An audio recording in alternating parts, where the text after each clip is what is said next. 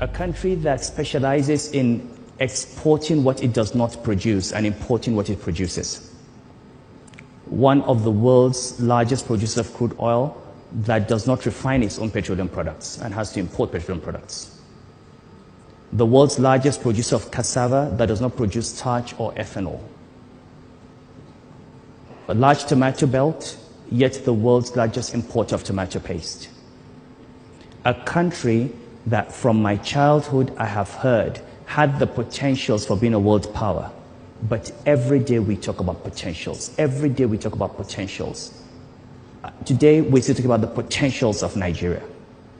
And yet China, Indonesia, Malaysia, Japan, Korea, Vietnam, Brazil, all of those countries have turned the potential that they had into reality. What's the one thing that, if I were to ask, what is the one thing that we need to do to break this barrier that faces us? In 4 years in Abuja, I've come to the conclusion that we need to overcome the fear of vested interests. And I'll talk you through a little bit of my own experiences as governor of Central Bank and use that as a basis or as a template for what I think we need to do if we change this country. I became governor of the Central Bank of Nigeria in 2009. And this was in the middle of a global financial crisis. I came to the central bank knowing that banks had problems and believing that these problems were caused by a global crisis, by the collapse in the capital market, the collapse in the price of oil, and that they would be fixed by simply addressing the normal risk management issues in banks.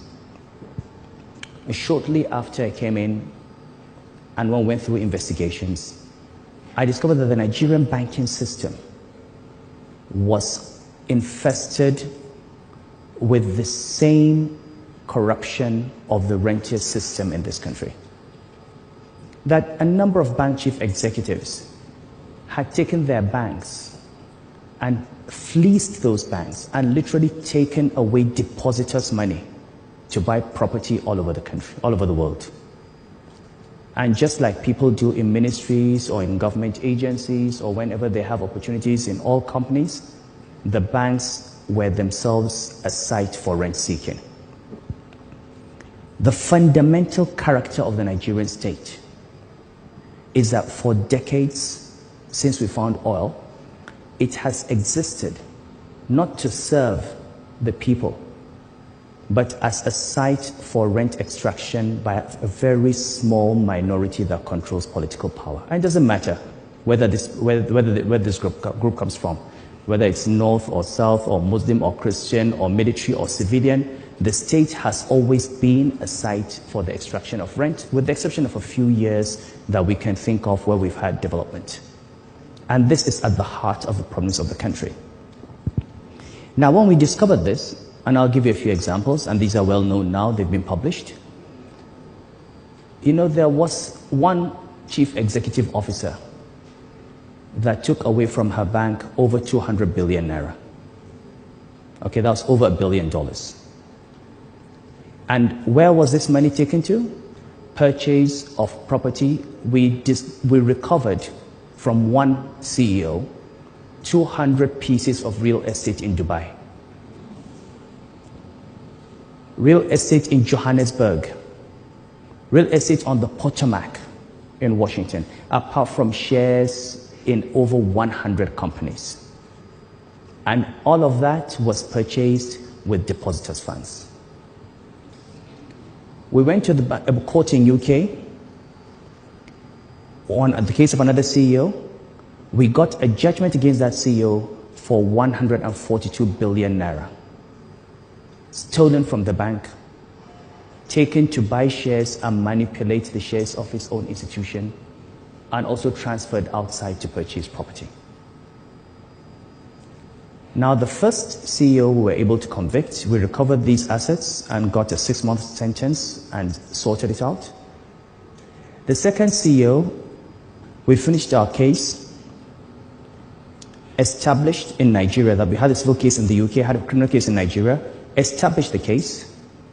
2 weeks before the closing statements were made, the judge was miraculously promoted to the Federal Court of Appeal after 3 years of trial, at the very end of trial, because someone, a very popular religious leader with hundreds of thousands of supporters, carried him to political authorities, and the system that was supposed to protect depositors and handle criminals was used and manipulated to promote a judge so that he would not convict a thief. Now, this is an example and an instance of the kinds of things that happen in a country that stop a country from reaching its full potentials. But my experience with the banking reforms and how it affects the fear of vested interest was the following. After we discovered the things that happened in the banks, the critical thing we had to do was take a decision that would pitch us against powerful political and economic forces. We were dealing with chief executives that in 2009 had become invincible. They were in the seat of power. They had economic power, and they had bought political protection.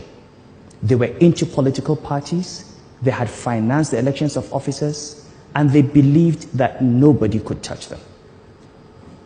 And every time I said it was time for us to take action, people said to me, "You can't touch these people, you'll be sacked." Or, "You can't touch these people, they will kill you." Or, "You can't touch these people, you can't do that." And I said, "You know what? We are going to take them on." And we took the decision. We're going to remove them. And you know what? We removed them and nothing happened. We're going to prosecute them. We're going to put them in jail. And we put one of them in jail. And we're going to recover these assets. Because the way the central bank operated in the past was these guys take all this money and the central bank says the bank has failed. The banks that we saved had 4.4 trillion naira in deposits. They had 8 to 10 million customers. But the government and the system has always bet on the side of the rich people.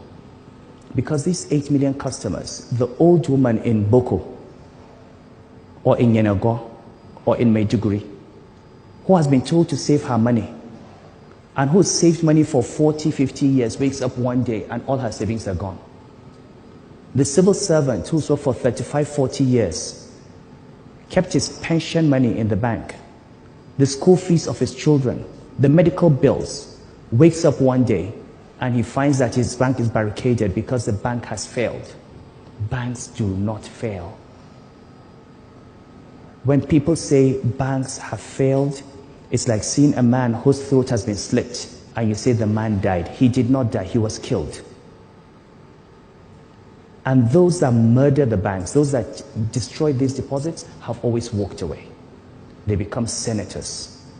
They become governors. They become captains of industry. They set up new banks. And they continue. And the millions of poor people who don't have a voice, that's it.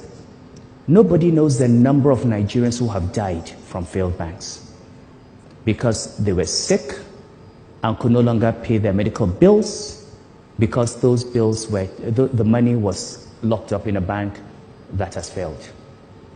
Nobody knows the number of children whose parents could very well afford to pay their school fees who had to drop out of school because banks were mismanaged.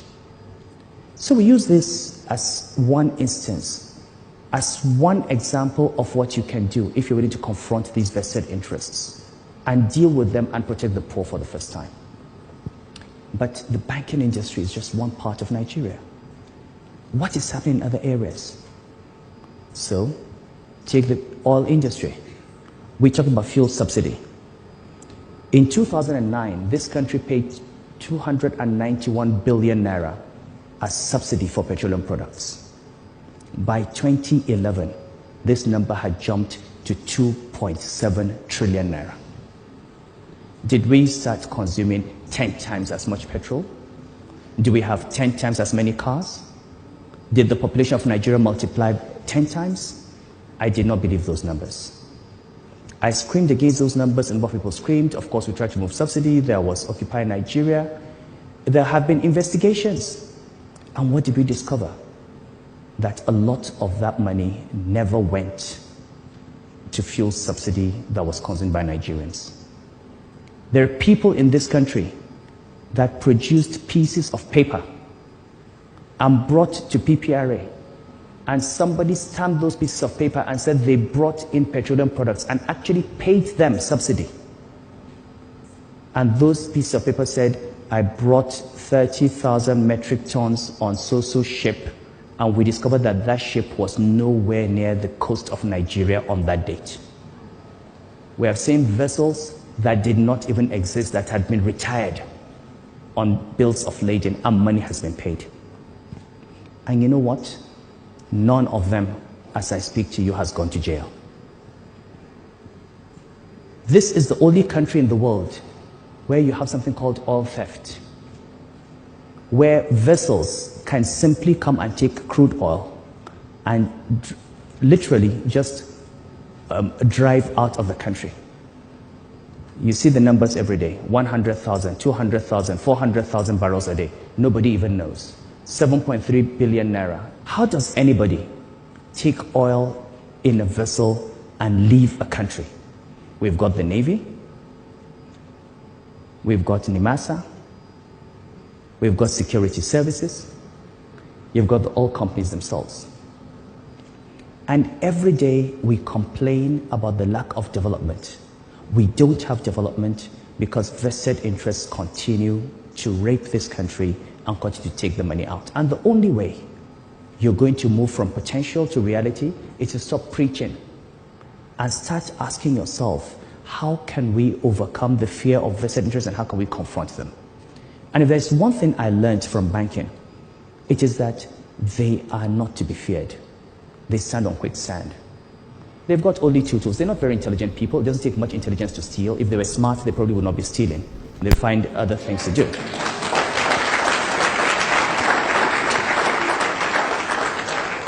They have two weapons, and two weapons only. First is, how much do you want? And if you don't want anything, then I'm going to destroy you. If you don't want their money, and if you're not afraid of them, you destroy them. There's nothing else in there. You're more intelligent, and we've got to ask ourselves as a country, how have we allowed ourselves to be reduced to a level that is so far below our potential? A few weeks ago, I was in Lagos at Tinubu's birthday at the colloquium, and I spoke to young people. I said, we have 65 million young people in Nigeria. I'll give you one idea. You have 65 million youth in Nigeria.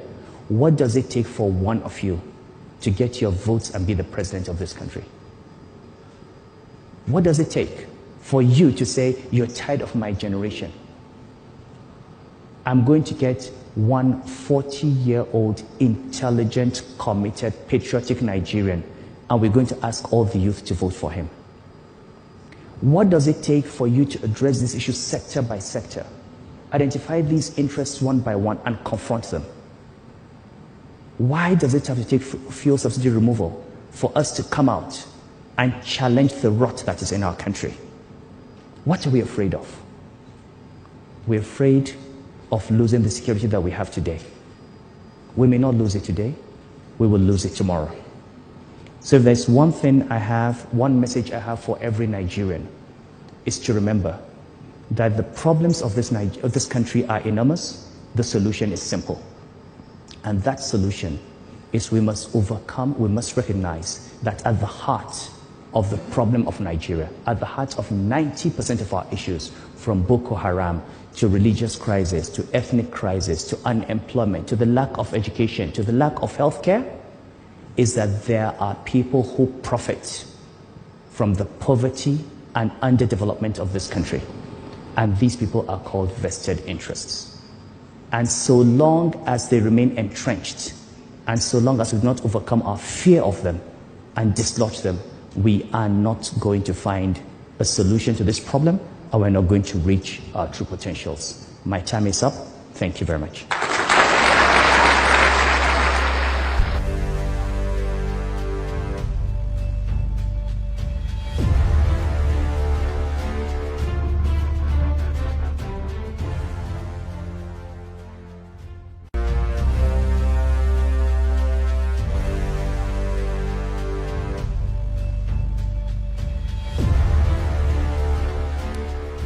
Oh, Mayerbi. C'est pour nous sengo rotebeka. Manche ya fok. Ya kwa noko, e yon kari noko. Momo wese. E yon manyu.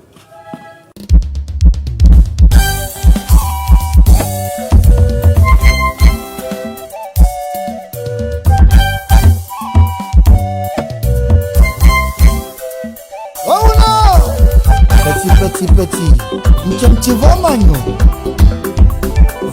Manchoko Yaromat. Special dedication to Manu sons and daughters all around the world.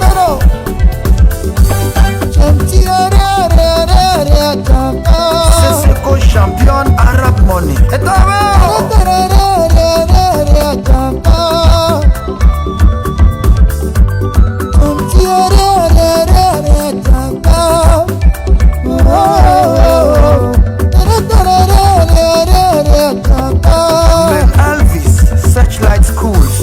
Properties.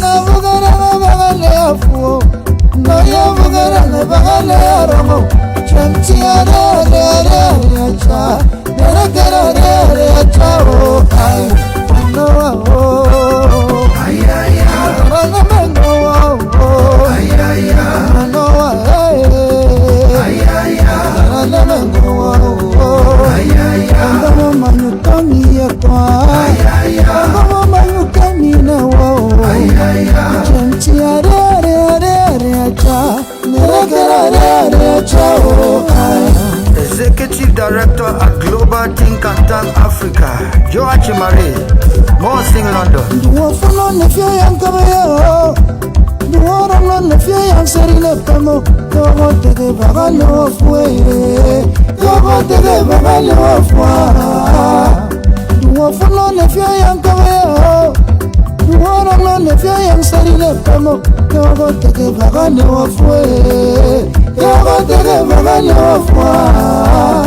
Tata Asok Akibe Baby Eyanga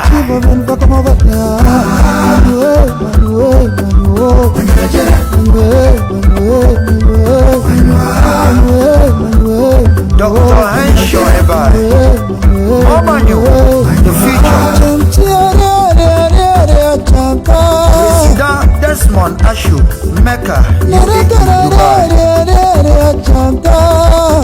Rambo Mix de Dubai, Montagbari.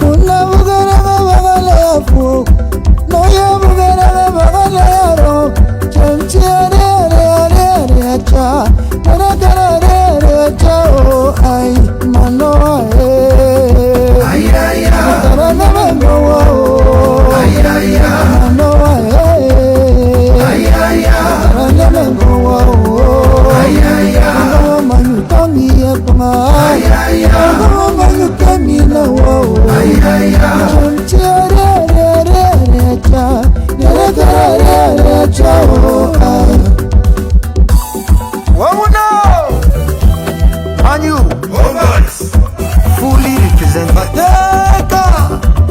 Everybody on the dance floor. President Daflo, Mr. Ebot. Oh no! Enno Rouse, Water, Zidane, Houston, Texas, USA. Enno Soro, Mamawa, Boris Seko, Boredaji. Atadas Magawa.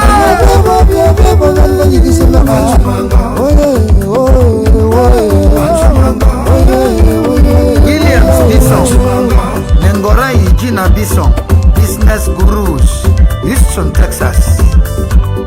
Ereti Never, Mama Ese Bebe Manga, Ne Ashu Jim, Varovese, Cinquième tive qui veut te gagner un dombe. Mais ça va quoi, Oh no! Oh yeah, oh yeah, oh yeah. Oh yeah, oh yeah, oh yeah. Oh yeah, oh yeah, oh yeah. Oh yeah, oh yeah, oh yeah.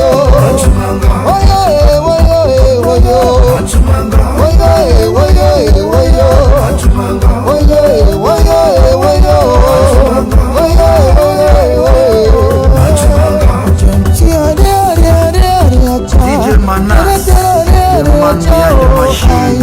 I know.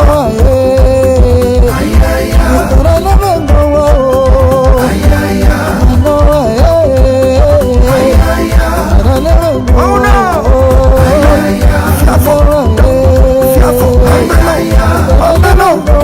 no!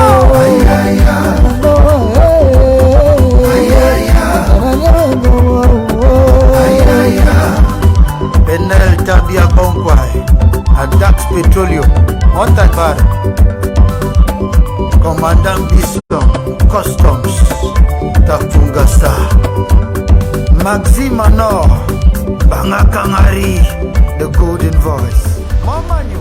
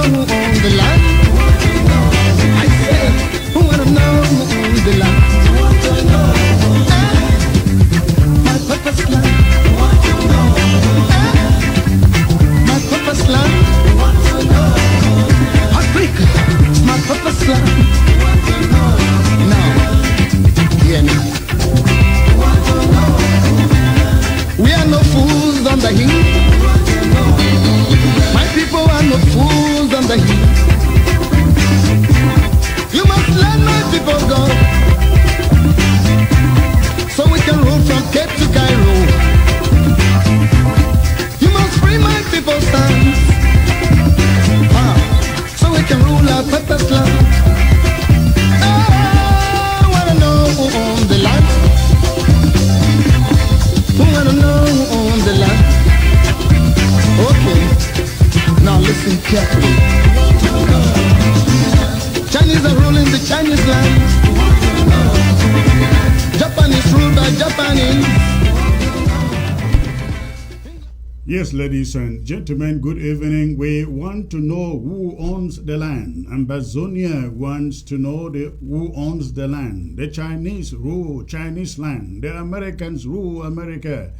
The Europeans rule Europe. Ambazonia wants to rule Ambazonia. And of course, Africa wants to rule Africa. Good evening, ladies and gentlemen, and welcome to this very important broadcast today. I look forward to sharing some insights into the Ambazonian presidential elections coming up in the matter of, I think, a month or two. A month or two, we will make that precise here tonight.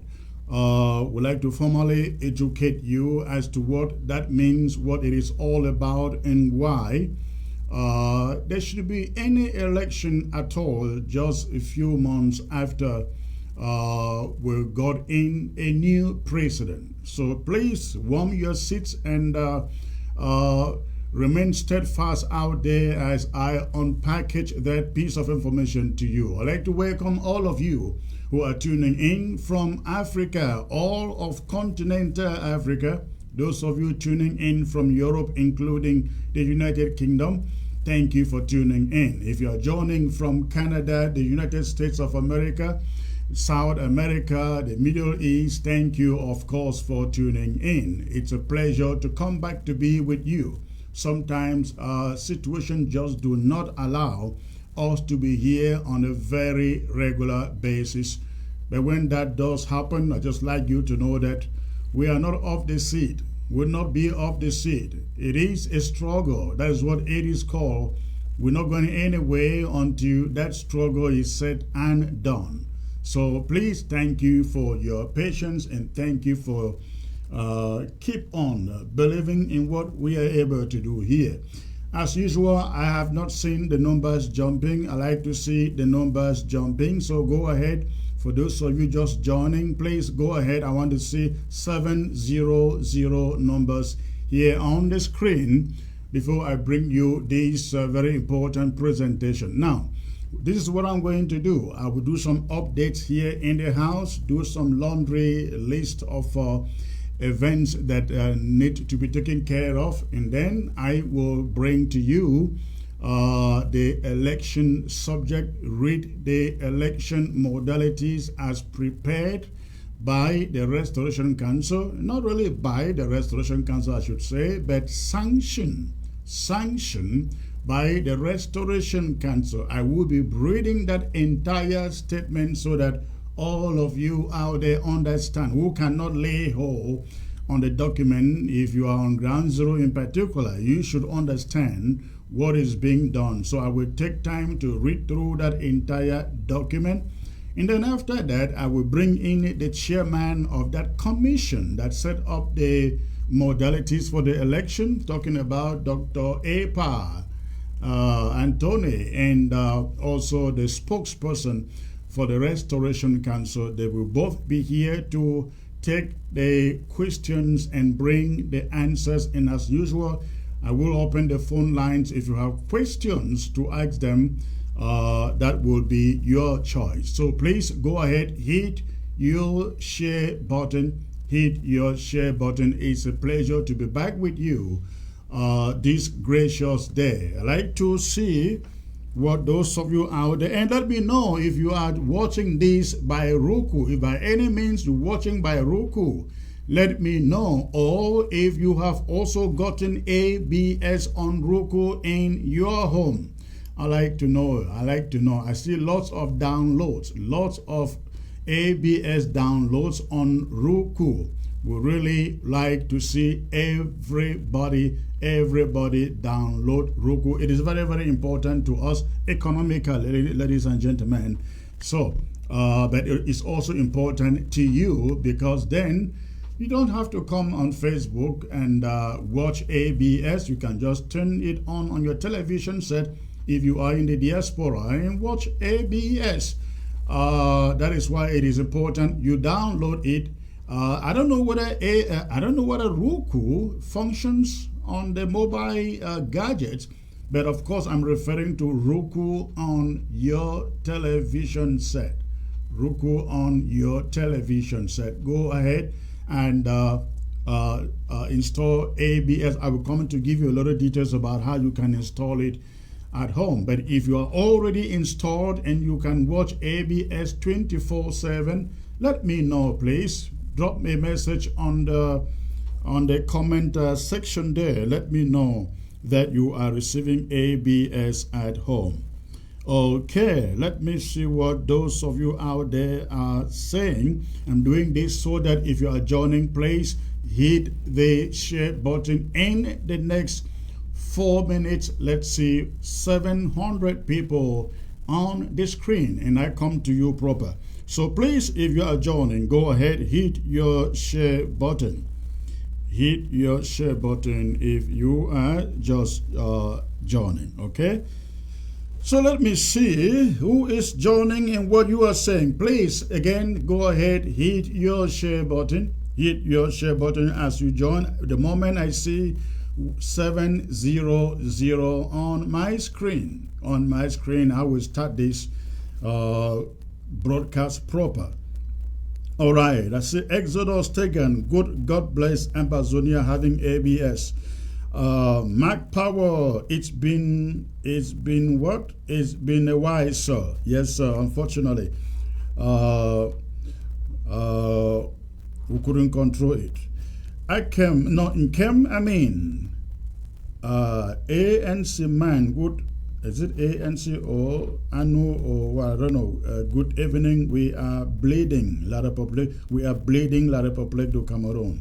That is a message, sir. That is a message. Destiny, new country. Some people are watching on TV. All right, wonderful. I'd like to know who exactly is watching. Oh, I hope you don't mean to say some people are watching on TV, so the numbers will not be the same on the social media. I don't believe that. I mean, there are times we have up to 1,000. I mean, we've had up to I think the highest we ever had, even from the days of ABC, were 5,004 when I brought on John Frundi, and then 2,000 something, 1,006, and so on and so forth. Hey, nobody has gone anywhere. They are all still out there. I want to see 700. Hit your share button as you join. All right. Comrade Titianjo Jr., welcome, Secretary Chris. A little jaw-breaking name there, but I got it.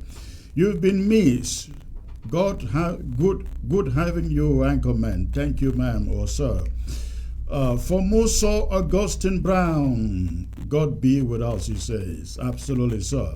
Blaise Tanya, Bayi Stanley, I see you. Gina Boy Tamo watching on Roku TV in Bronx, New York. Wonderful, wonderful, awesome, great to hear that. Please, again, I expect you as you join, go ahead, hit that share number. Let everybody out there know the anchor man is still alive. He is not live, not just live, alive. Okay, all right. For child, Asunganye, welcome, anchor man. Thank you, sir. Romano Sakonji, I see you. Edward Billy Blank. Greetings, anchor man. I have shared already to all my groups. Wonderful. Thank you, sir. Thank you, Billy Blank. All right, who else? Christian Kumbo. He's the first here all the time. Amber Turker. The Bitcoin cabal are ashamed of the success of this interim government. They ought to be. Of course, they ought to be. They ought to be. Andre Nem. Secretary Chris, please safeguard our revolution by becoming a revolutionalist. I don't know what you mean by that. I don't know what you understand to be a revolutionarist, but of course I have been 24/7 close to 5 years, not just in 5 years. I didn't come into this 5 years or 6 years ago. I came into this in since 1994 when I went on exile. They drove me for exile from La Republic to Cameroon, ladies and gentlemen. So if you're talking about the revolutionaries, I don't know if you want some of us to, I don't know, but all right, Fongu Julius, Chris, we can get you in Bamenda. Wonderful. I know you always get me on satellite. Absolutely. Okay. Bama John, say, watching from Gata.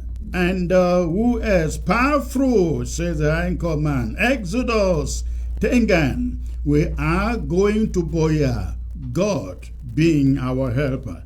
Yes, sir, that is our destination, our ultimate destination. Bertrand Ayub, watching from UAE, Thomas Mbamgong, greetings, anchorman. Secretary Chris, I love your love signs there, ladies and gentlemen, and the like signs too, of course. But I want to see the numbers are not jumping to my liking. We've not hit even 300 yet. Please, I know we are close to 3, but not good enough. Please, if you are just joining, again, I like to see 700 figures here on Facebook before I come to you proper. God bless you, Anchorman. Ambazonians love you. This is John Wu. Thank you, sir. And Dora, always here. Welcome back, our able Anchorman. Thank you, sir. Powerful says you are giving nightmare to Bitcoiners. Well, I'm not giving them nightmare. They ask for nightmares and they will get it. You ask for it, you will get it. Groundworks Action, that is his name. It's great to have you, sir, watching from the Emirates. Tell the last man standing. Okay, no, remember Sako is the last man standing, right? Sako said he was the last man standing. I don't know what has happened to him now. I don't know whether he is still actually standing. All right. Elvis Mbangwe, good job, the real man. Much fire. Okay. Ambazonia, Israel, say watching from Amba Capital. That is watching from Boya. Wonderful.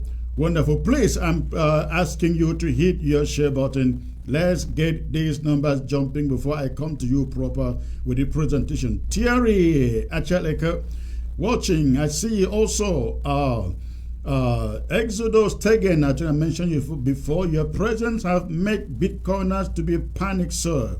Okay, I see you. Bling Jota, watching from colonial capital in Yaoundé. Papulo, Bado, Gento, nobody wash will stop Ambazonia from reaching Boya. Yes, sir. Joe, Wofa, great job, the anchor man.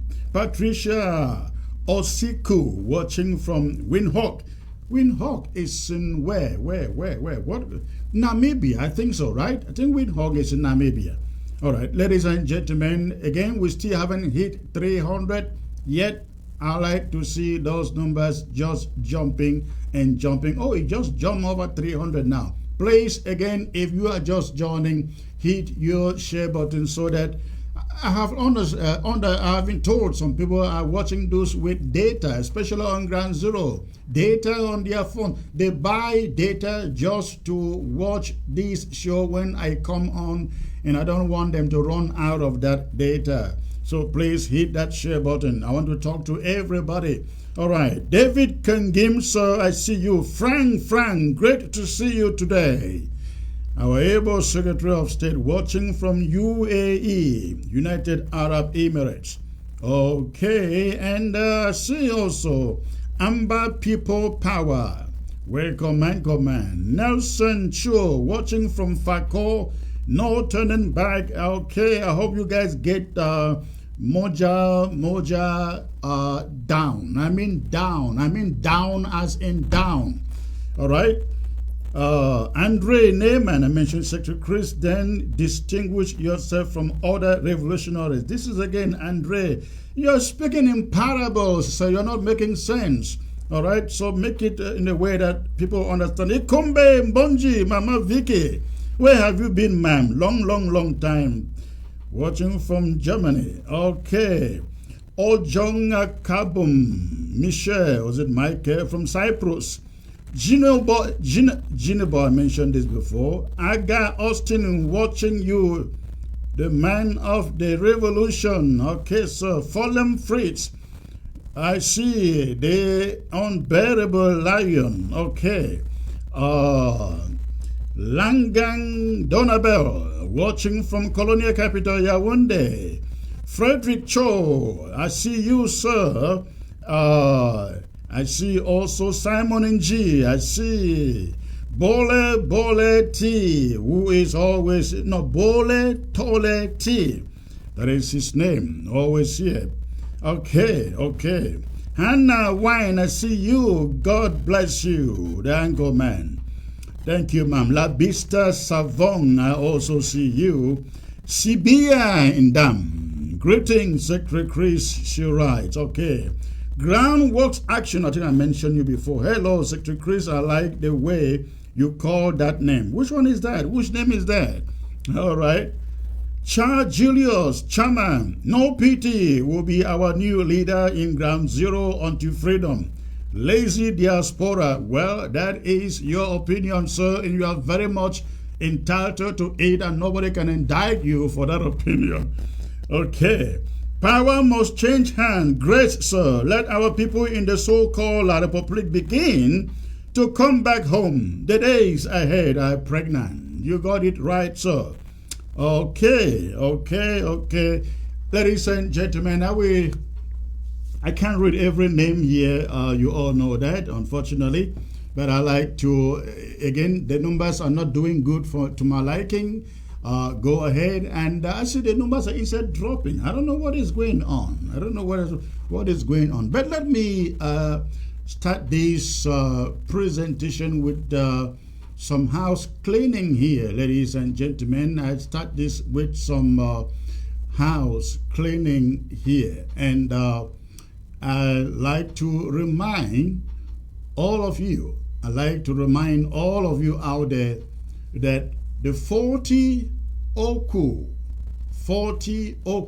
Ambazonians who were abducted, I think is going to 3 months now.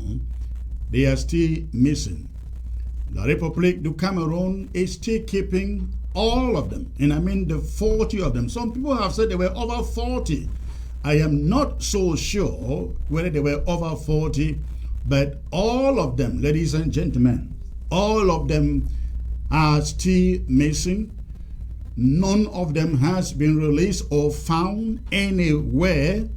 And we will keep on reminding the authorities in La République du Cameroon until all the 40 are accounted for.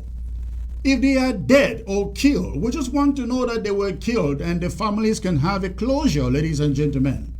But if they are alive and in some dungeons somewhere, we also need to know, the families need to know. And if they are in any dungeons, we demand that their families and their lawyers have access to them. Again, we demand that their families and their lawyers, they have access to them. That is all that we are demanding from the officials in La République du Cameroon. If La République du Cameroon is a country that wants the world to know they respect human rights, you don't pick up innocent, unarmed civilians and kill them or put them in dungeons, incommunicado, and not even family members or lawyers know about their whereabouts. So we are asking La République du Cameroon officials to, at least as a country that respects human rights, to disclose to the families of these 40 Oku boys their whereabouts. If they are locked up, their families should have access to them, and their lawyers too should have access to them. If they are dead, at least the families deserve a closure. They need to know that their brothers, their sisters, their parents, they are dead. And again, it is important you are reminded, these were mere bike riders. I learned some of them rode from as far as Douala to Oku to participate in the funeral of one of theirs. And after the funeral, returning to Douala and other destinations, they were captured by La République du Cameroon. And La République du Cameroon wants the people to believe, they want everybody to believe these guys, ladies and gentlemen, were Amba boys. How can you even fathom that? How can Amba boys travel, ladies and gentlemen? 40 of them in number, and none of them is carrying a gun, and they are rounded up, put in jail and detention centers, and they want anybody to believe that these were armed fighters. We need that evidence. We need that proof. And that is why we are not laying down this case until La République du Cameroon accounts for these 40 innocent civilians. And I'm asking, where are those Cameroon women who know how to march naked, demanding for peace? When your children are picked up, it is going to 3 months, we don't find you on the streets. Where is Agbobala and the human rights group? Where is Amnesty International? Where is Human Rights Watch? That for over 3 months, 40 people are rounded up. They were not carrying any guns or any machine guns or weapons. And nobody knows their whereabouts. In a country that wants us to believe they respect human rights, they respect international treaties on human rights, we need to know their whereabouts. I challenge Dion Ngute. If you run a country that respects human rights, we need to know the whereabouts of these 40 innocent children. We need to know their whereabouts. Their children, their fathers deserve to know. Some of them have wives and children. They deserve to know where they are. If they are dead, they deserve to be informed. Again, we're not laying down this case until we know the whereabouts of these 40. And I challenge Human Rights Watch, Amnesty International, and the embassies in Yaoundé furnishing the international community with reports about abuses on the ground. It is not enough for you to say Ambazonians are killing, they are doing that. What do you expect them to do when their people are rounded up and put in jail, in detention for 4 months? Nobody knows where they are.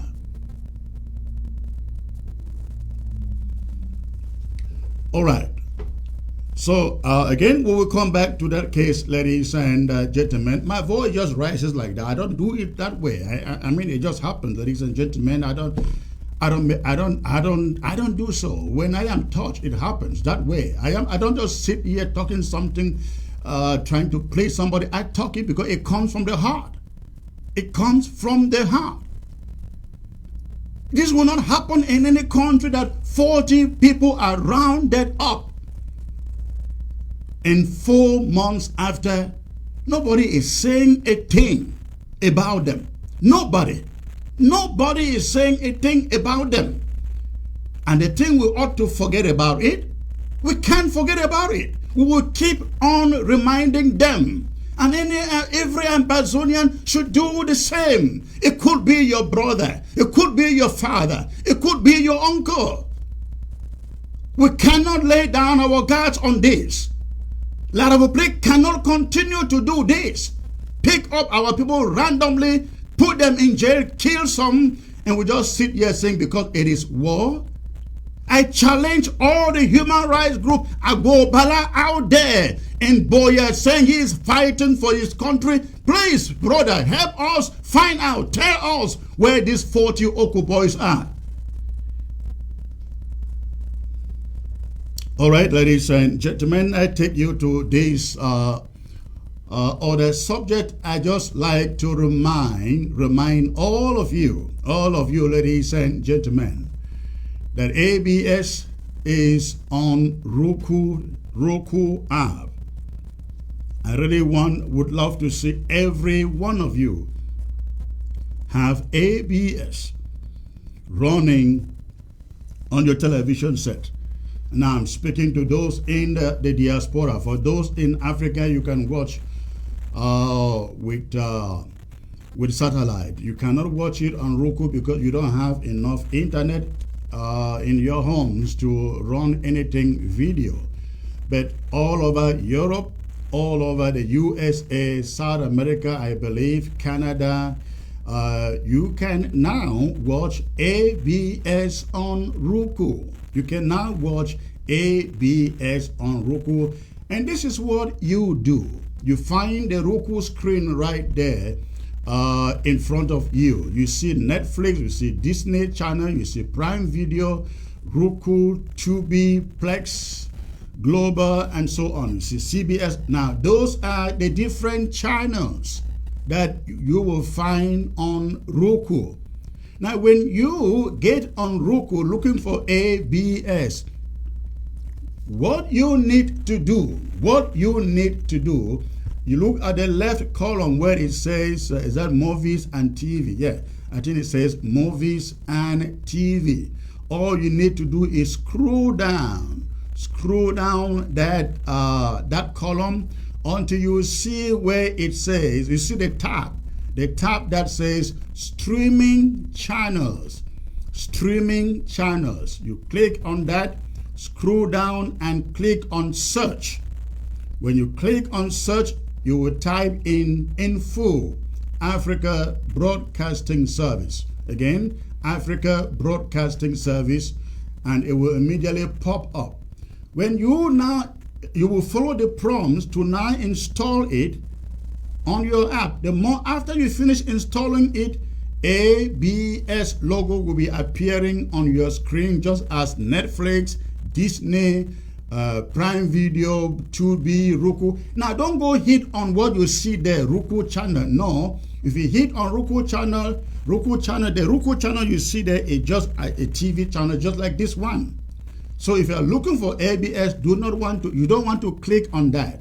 So when you install ABS logo will be showing on your home page, just like these other icons or logos like Netflix, Disney, Prime Video, Plex, and so on. That's what will happen once you download and install it on your TV. And we really are asking all of you,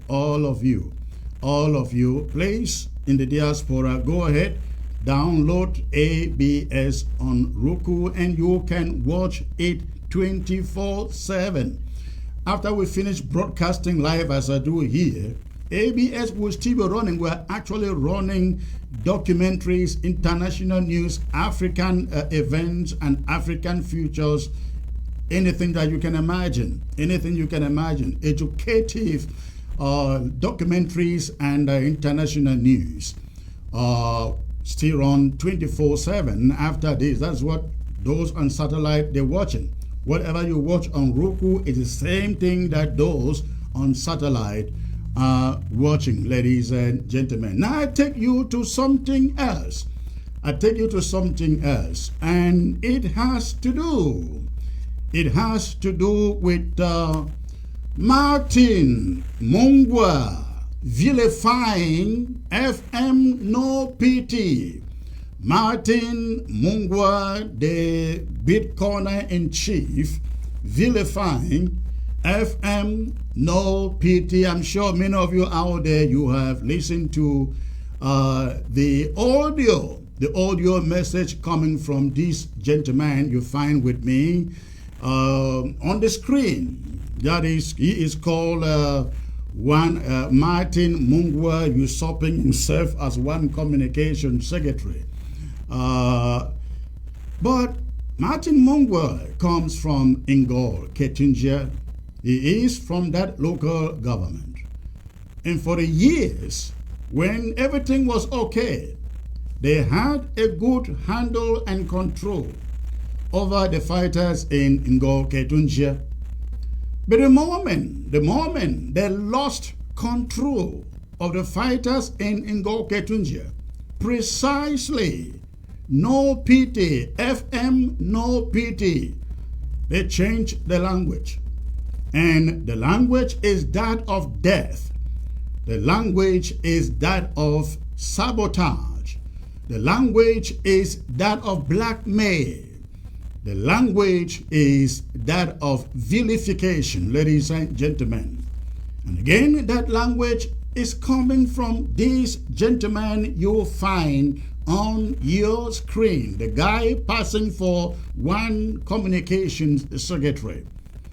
Listen to him in an audio you put out. I don't know whether it was yesterday or today. He was essentially saying that no PT should be is not fighting for Ambazonia.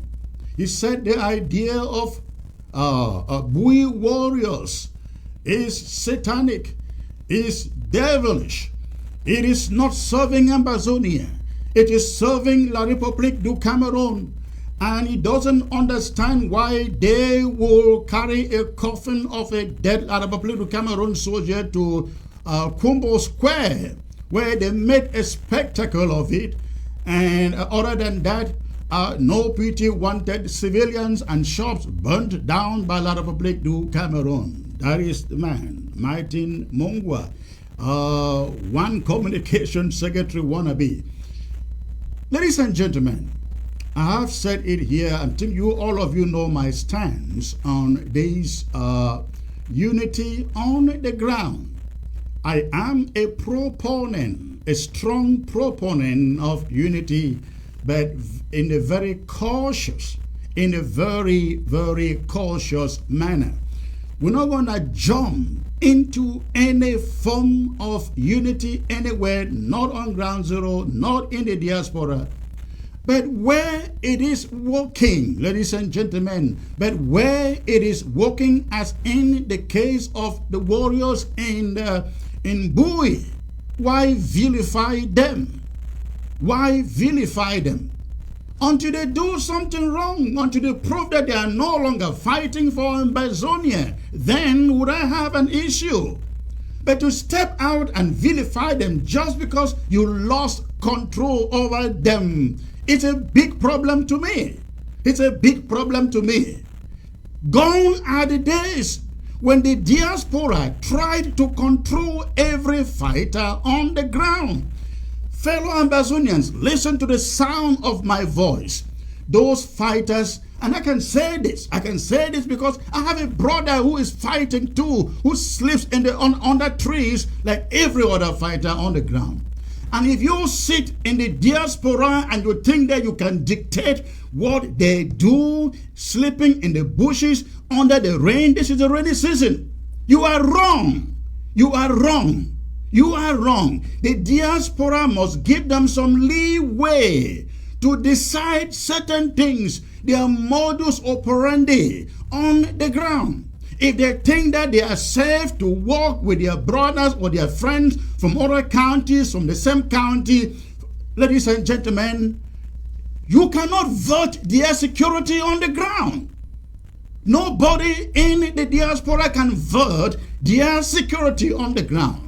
If they can vote their own security and let us know that they are certain of what they see, of what they have, who are you to say, oh, they come together, they are united, and now they are serving La République du Cameroon? Come on, for real? So I like my friend Martin Mungwa to know, sir, you are off target, very much off target, very much off target.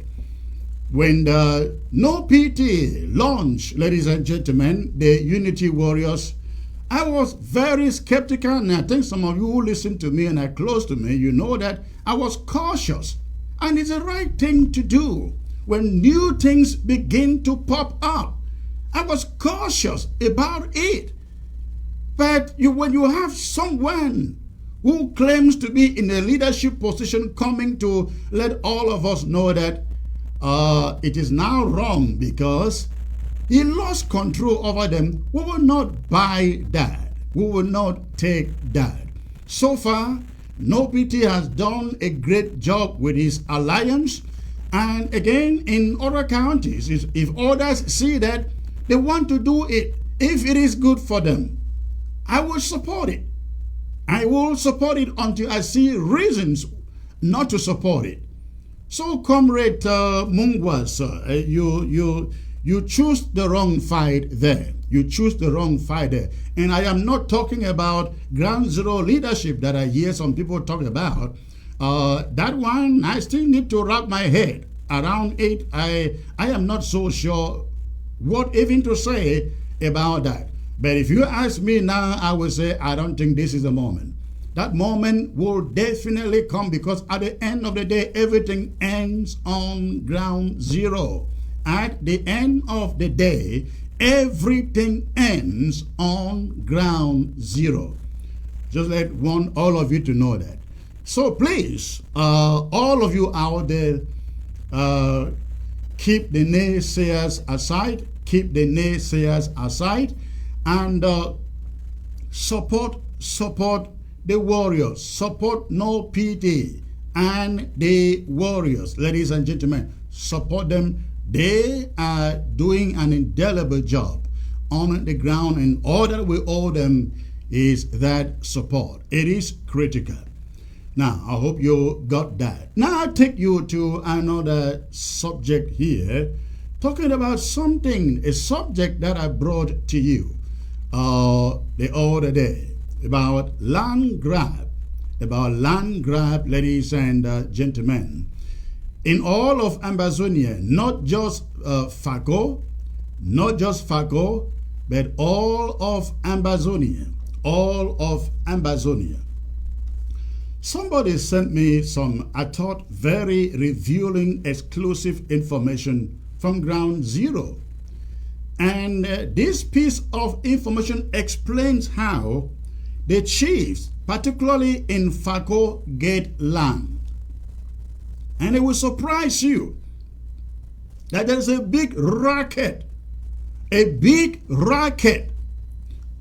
the ground in Faco, led by Bernard Okalia, to the SDOs, so-called SDOs, to the provincial inspector, land inspector or something like that, to the mayors. It's a big racket. I want to explain to you, I want to read to you what this comrade sent to me from ground zero. He has been very much within the network. He understands what has been going on, how land changes hands from our chiefs, not to Ambazonians or Barbarians, but to Francophones, ladies and gentlemen. And this is what he wrote. Let me read that here and explain that to you. He wrote this: the scheme operators are mainly Bamilekis. The scheme operators are mainly Bamilekis. They are called the sponsors. They sponsor land assignment to the chiefs. They target a chief and encourage the chief to apply for land return. They target a chief and they corner the chief to get to the government and apply for land return for his village. And they will essentially educate the chief on the message to take to the government to acquire the land. And the message will be that the village is outgrowing its population, or has outgrown its population, and so the village needs much more land space. That will be the application content. The village growth can survive with the current pace or space, which of course is never true.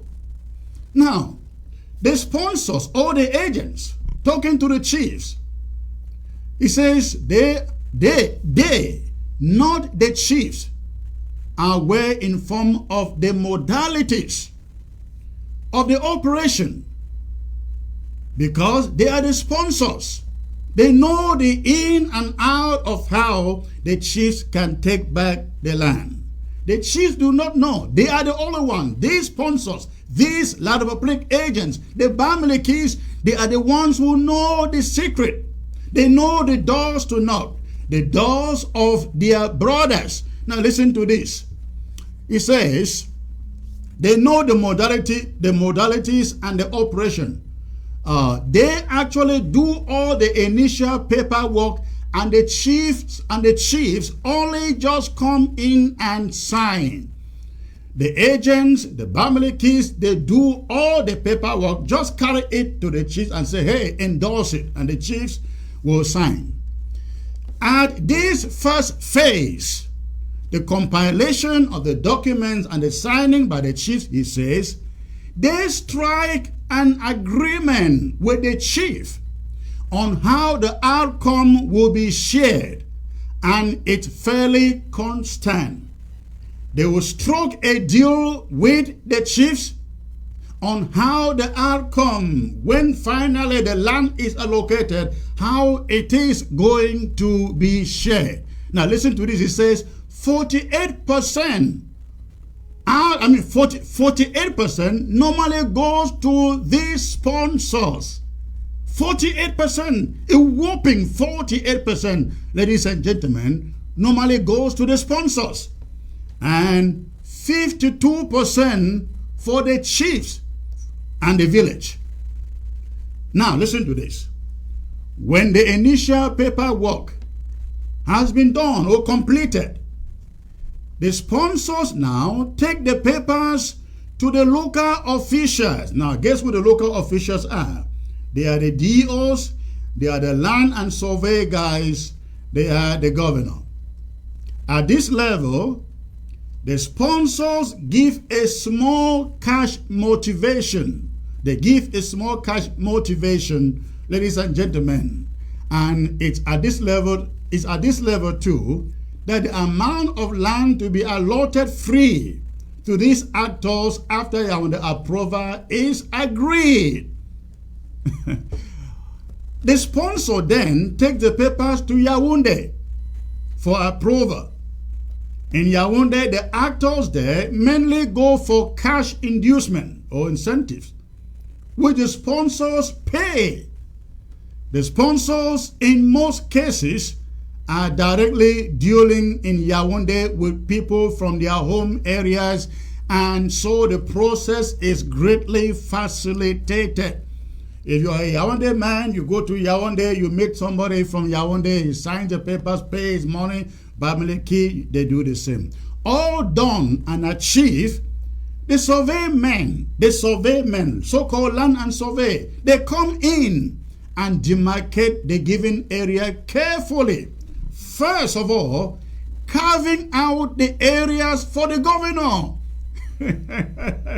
I hope you're getting that. That's what is going on in our territory, on ground zero, in Fako in particular. So once all the paperwork and the payments are made and the piece of land allocated, the very first thing that is done, once the piece of land is demarcated, first the governor's own piece is cut out. That is who? Bernard Okalia. His piece is first of all cut out. Now listen to this. The remaining area is then shared out between chief and sponsor. That is, the chiefs get 52% and the sponsor gets 48% as arranged. In most cases, the sponsor arranges buyers. Can you imagine? The sponsor arranges buyers to still go and buy the portion belonging to the chief and the village. How somebody is getting this? So after he takes his own 48% portion, he still gets to the chief and retain the right to market the rest of what is left on behalf of the chief. Now listen to this. In most cases, the sponsor arranges buyers for the chief's area, ensuring that the land mostly goes to francophones. That is the secret. That is the secret. That is what happened in my 16. Is it, what was the name of the place? Near, around my 16, a week ago. That people, they had bought land, and people who show up to claim the land were francophones. Now listen to this. Listen to this, ladies and gentlemen. Listen to this. Oh, I lost something here. Do right? Okay, listen to this. In most cases, the sponsor arranges buyers for the chief's area, ensuring that the land mostly goes to Francophones. The governor and others also have their own handlers who take care of the marketing of their allocations. I have tried to be as brief as possible. That is my informant. That is what is going on, ladies and gentlemen. That is how the land in Ambazonia is slowly but surely being handed over to Francophones. But I have said that nobody should be worried. When this fight is over, we will get back, take back what belongs to us, and we will go back to at least 30 years. 30 years to claim, ladies and gentlemen, what rightly belongs to us. Thank God there is something like eminent domain. Eminent domain. With eminent domain, you just walk in there and use your power as the government to say, hey, the government can take this piece of land and develop the community. The day is coming. Francophones taking our land, scrambling our land, we'll get it. Please don't touch your remote. I'm coming back now to get into the elections subject when I come back. Thank you. Would you like to make a six-figure income? Well, you have come to the right place. At Venbati LLC, we can make your dream come true by training you to become a professional Scrum Master in just 6 short weeks. You heard me right, just 6 weeks. This may be the biggest life-changing decisions you will ever make. They say luck is when opportunity meets preparation. If you were walking down the street and opportunity walked past you, would you recognize it? Well, here is an opportunity you won't want to miss. At Venbati LLC, our world-class trainers would prepare you for one of the best career changes you will ever make. And then you can consider yourself lucky when you make that 6-figure income and laugh your way to the bank. If you are that person who can recognize an opportunity, call us at 240-701-7796. Check out our website, www.venbati.com. We have limited spaces. First come, first serve. Come one, come all. All right, ladies and gentlemen, thanks for staying put out there. And now we go to the subject of the day, picking the next Ambazonia president. Picking the next Ambazonian president. Now, please do not be misled with the word picking. In every election, the people pick their leaders. That's exactly what that means. Ambazonians picking by election their own president. Now, ladies and gentlemen, you are all aware that it's only about 4 months ago that Iya Marienta became the president for the Federal Republic of Ambazonia through this interim government. And some of you out there will be wondering, elections again just in 4 months' time? Of course, yes, because it is necessary that we all know this, because I see lots and lots of ignorance out there. The process, we are still in the process of getting a leader for Ambazonia as far as the interim government is concerned. What we did 4 months ago was called a transitional period. It was called a transitional period. The process was never completed with the nomination of Iya Marienta. It was only part of the process. Now, you will recall that after the impeachment and removal of Samuel Ekomesako, the idea put forth by the Restoration Council was to go in for a 4 months transitional period. Dr. Manuel Tita was brought in. He lasted only for a day and chickened out. When he chickened out, per the Constitution, Iya Marienta, who was supposed to be his assistant was supposed to take over. Remember, if Emmanuel Tita had stayed, it was going to be a 4-month transition. So, the moment he left, a vacuum was created, and per the Constitution, his assistant automatically becomes the president and picks her vice. And that's exactly what happened 4 months ago when again Emmanuel Tita chickened out.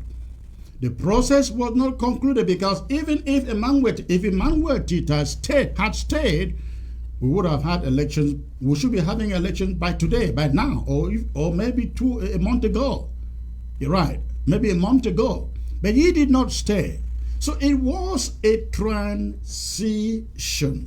And when Iya Marianta took over, the Restoration Council felt that 4 months are too short to come out with modalities of the election and also conduct the election, especially when there was really no provision available in the Constitution for election, which is the point that Sako was making. Not to say that Sako was right. Sako was just trying to be crafty, because that same Constitution voted for him twice without him asking, show me where elections are in the Constitution. He just didn't want to run elections. He thought he was an emperor. He was seeing himself seated in Boya. And that is one big problem that I keep on warning about the interim government. The interim government is not going to Boya to be a government. I don't care what you say about it. Ambazonians will form a transitional government, and that is the reason why we all must be thinking of working together now. It is critical. So nobody should come in power and say, you know what, and try to measure his pace. We're not in Boya yet. No sound-minded organization, institution will say, interim government, go to Boya and become and take over and run the country. Please do not be mistaken. Do not be mistaken. That is not going to happen. When we sit down at that negotiation table, every other Ambazonian group will sit on that table, and if anything, they will say, please, we want all of you to form a coalition government. All the groups, you form a coalition government. Go and run your country for 4 or 5 or 3 years. Put a constitution together, legalize political parties within that period, and create an electoral commission, electoral modalities. Do all of that. After you do all of that, in 3 years, 4 or 5 years, you call for elections, and individuals can now realign, contest for that election. This mentality that some group is going to become the government in Boya, forget about it. That is taking us many steps behind. It is taking us many steps behind, because the moment people get in power, they see themselves as they are already sitting in Boya. So the process was not completed. The process wasn't completed, and Iya Marianta took over as president and was given 6 months. Within the 6 months, the Restoration Council would put together a committee or a commission that would draw the election modalities. The commission will decide who can vote, who cannot vote, who will moderate the elections, and so on and so forth. I'm going to bring them to you. I will read them out to you very slowly, and before I bring in the commission leadership to answer some questions. So the Restoration Council said, let's give Iya Marianta 6 months. Within the 6 months, they will appoint this commission that will draw the modalities. For a full disclosure, I was actually a member of that committee. Members were picked from every a segment of the government, be it from the Restoration Council, from the executive, from the Judiciary Council, from the cabinet, from the counties, and so on. Members were all picked up from there. Unfortunately, I was there, but I never really contributed. I never had any time to be in any meeting. And I'm just giving that full disclosure here. I was supposed to be part of it. I just never had the time to be there. But I have found time to read through what they wrote. And again, I'm coming to that. But they were. It's not my place to explain. It's my place to inform you. It is theirs. It is their place to explain to you what that means. So the commission has finished its job. The commission has finished its job. They have put out the modalities of that election. Now, I've heard some people say that, oh, why don't we just continue like this, ladies and gentlemen. Let me say this. This is my opinion. It's not anybody's opinion. It is my own opinion. You don't know the difference between two things until you really know how they both can operate. We have a problem in this IG and this struggle as a whole, the problem of surrogacy. There were people who thought Sako was Lord. You can't touch him. You can't remove him. You just have to let him. He is doing a great job. Until a few months ago, Iya Marianta came up. You see the difference. You wouldn't have known that somebody could do a better job until Iya Marianta showed up. So please, the idea that we just continue, that is not what if we start a process, we have to finish that process. And I believe that after this election is complete, the stability that we expect, not just in the interim government, but in the struggle, will even more solidify. Because when you give a leader 3 years, if you can't do something tangible, visible within those 3 years, make way. Don't change the constitution. Don't form your own so-called Jua what? Don't do that. Don't do that. One thing that troubles me is that we come to the country, we come to Europe, we come to the USA, we admire the system, we admire their politics, but we just want to remain Africans.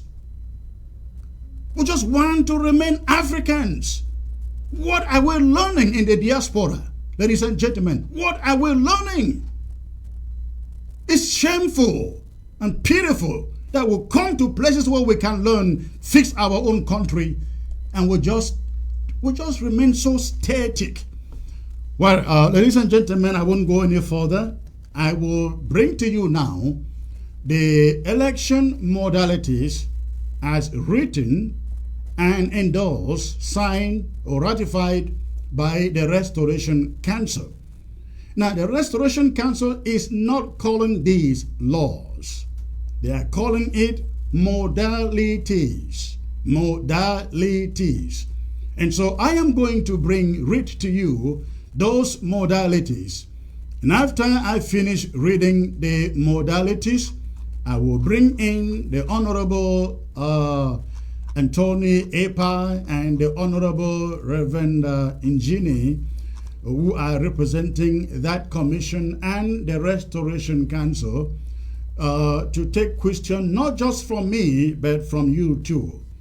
Now it's time. This is law number blah, blah, blah. I won't read that. Modalities for the Ambazonian presidential elections. Intro or introduction. There is the need to hold elections, even during our revolution, as a way of evaluating the performances of our revolutionary leaders. The writers of our Constitution did not include, and I quote, election in it, absence of which can breed dictatorship. The Ambazonian people would like to continue the practice of democracy, which was subscribed since 1953 during war or peacetime. The importance of elections, especially at the presidential level, is to give both legitimacy, consent, and legality, which is authority, to the leadership of our country, which is under occupation. Again, remember, ladies and gentlemen, none of these are my words. I'm just reading. Elections make a fundamental contribution to democratic governance. They enable voters to select leaders and to hold them accountable for their performance in office. The possibility of controlling leaders by requiring them to submit to regular and periodic elections helps to resolve the problem of succession in leadership and thus contributes to the continuity in democracy and governance. Moreover, when the electoral process is competitive and forces candidates to expose their records and future intentions to popular scrutiny, it serves as a forum for the discussion of public opinion. Elections thus provide political education for citizens and ensure the responsiveness of democratic governments to the will of the people. The overwhelming majority of Southern Cameroonians and Ambazonians have demanded election modalities to govern the conduct of elections to the presidency of the country. It continues, this law or election modalities is therefore intended to provide a level playing field where Ambazonians aspiring to presidential leadership of our struggle can exercise their civic rights in a free and fair election. Now, Section 1, goals of the modalities. Goals of the modalities. These election modalities, which shall be subject to revision and or amendment from time to time, are established by the Restoration Council, pursuant to Article 5.1 of the Terms of Reference, granting it powers to make laws ad interim for the future and for the future. In the event of any conflict between these modalities and the Constitution, after the Constitution is revised, the provisions of the Constitution shall prevail. Now, the goals of these modalities include, number 1, to promote voter education. Voters will know who is running for the office of the president and will be given the opportunity to ask the candidates questions in person, online, by mail, or by phone. Number 2, the goals are to guide the Ambazonian Election Commission, AEC, presidential candidates, and the Ambazonian electorate at every step of the way, from voter registration, declaration of candidates, campaigns, voting proper, and to the publication of results. It is aimed to promote more competition, fairness, improvements, and transparency in our election process. Again, number 4, it is aimed to increase participation in policy making and universal suffrage for adults. 5, it is aimed to assess and to test policy options and implementation approaches. Number 6, it is aimed to identify and manage significant risk to successful delivery of the elections. Number 7, it is aimed to provide a voting environment that is impartial, accessible, and user-friendly. Number 8, it is aimed to serve as the standard of operation. This means that anyone with intention to run for the presidency will be aware of the requirements and agree to adhere to them. It is also aimed at informing, or it is also aimed to inform, research, encourage analysis, and reporting on the polls and the results of the elections. Section number 2, conditions for eligibility. In other words, what the qualifications are for anyone to qualify to run for this presidential election. Presidential candidacy and legitimacy. Candidates to the presidency of the Federal Republic of Ambazonia must establish the following. They must establish the following. Number 1, their nationality. They must be indigenous of Ambazonia whose grandparents can be traced to the past 4 generations or 200 years as specified in the Ambazonian Code of Nationality. Number 2, to run for election or to qualify to be a presidential candidate, you must be between the ages of 35 and 70 years old. And number 3, the candidate must commit to the struggle. He must be an active participant in an LGA supporting this struggle. Show at least, they say, 3 years of commitment to the independence of Ambazonia and recognize the interim government of Ambazonia. Number 4, anybody running to be president, it says professional, moral, and social status. He must have a reliable source of income and good standing in the community. Number 5, he must have at least an advanced level general certificate of education, GCE, in at least 2 subjects excluding religion, or besides the advanced level and associate degree. Number 6, anybody running for president may also have skills and experience in managing organizations or other institutions. Now, other conditions include 7. He must pay a non-refundable registration fee of $2,000. Pay a non-refundable fee of $2,000. They are not cheap, right? Guess they are not cheap. All right. Number 8. He must sign a memorandum of understanding that includes 1, 3 years term of office. 3 years term of office, maximum of 2 terms if re-elected. Let me put a little enlightenment here. I think what they are saying here is that the full term is 3 years.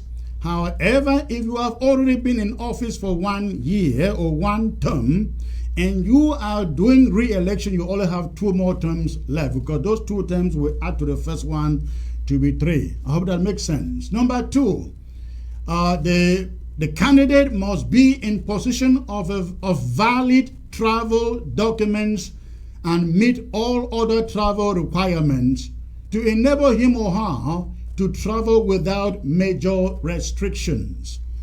Then, number 3, the candidate should be available to travel worldwide if needed with 7 days notice. And then number 4, the candidate will receive a periodic stipend of $0 to a maximum of $3,000 per month if needed, and by request based on the region. Number 5, the candidate must respect and respond to a potential motion to censor by the Restoration Council. Number 6, the candidate must leave office within 72 hours. Leave office within 72 hours in case of an impeachment and removal from office, and hand over all resources and all logistics and supplies. Number 7, he must hand over all Ambazonia resources and logistics and all supplies at the end of his tenure of office. Number 8, he must make reasonable efforts to call for collaboration and collaborate with frontline group leaders and genuine stakeholders in the struggle. Anyone who meets these requirements can declare his or her candidacy for President of the Federal Republic of Ambazonia. Now, election date. The Election Commission shall announce the election date 2 months in advance. 2. The deadline for candidates to declare their candidacy. Once the date of the election has been announced, potential candidates have 2 weeks, 14 calendar days, they say, to submit all documents needed for their candidacy. Article 3. Items that the candidates must submit. Each presidential candidate should submit copies of the following documents and any others that may not be included here as per Article 1 above. Number 1, the birth certificate, a copy of a curriculum vitae, 3 to 4 references, professional and community references, annual receipts of citizen independence dues, CID payments, annual receipts of CID payments, a passport size photograph, an official identification document, a statement of no more than 1,000 words stating the candidate's opinion on issues facing the struggle and the role his or her administration will play towards resolving these issues. The Election Commission has 14 calendar days from the last date of submission of documents to review, confirm, or reject the candidacy of any prospective candidates.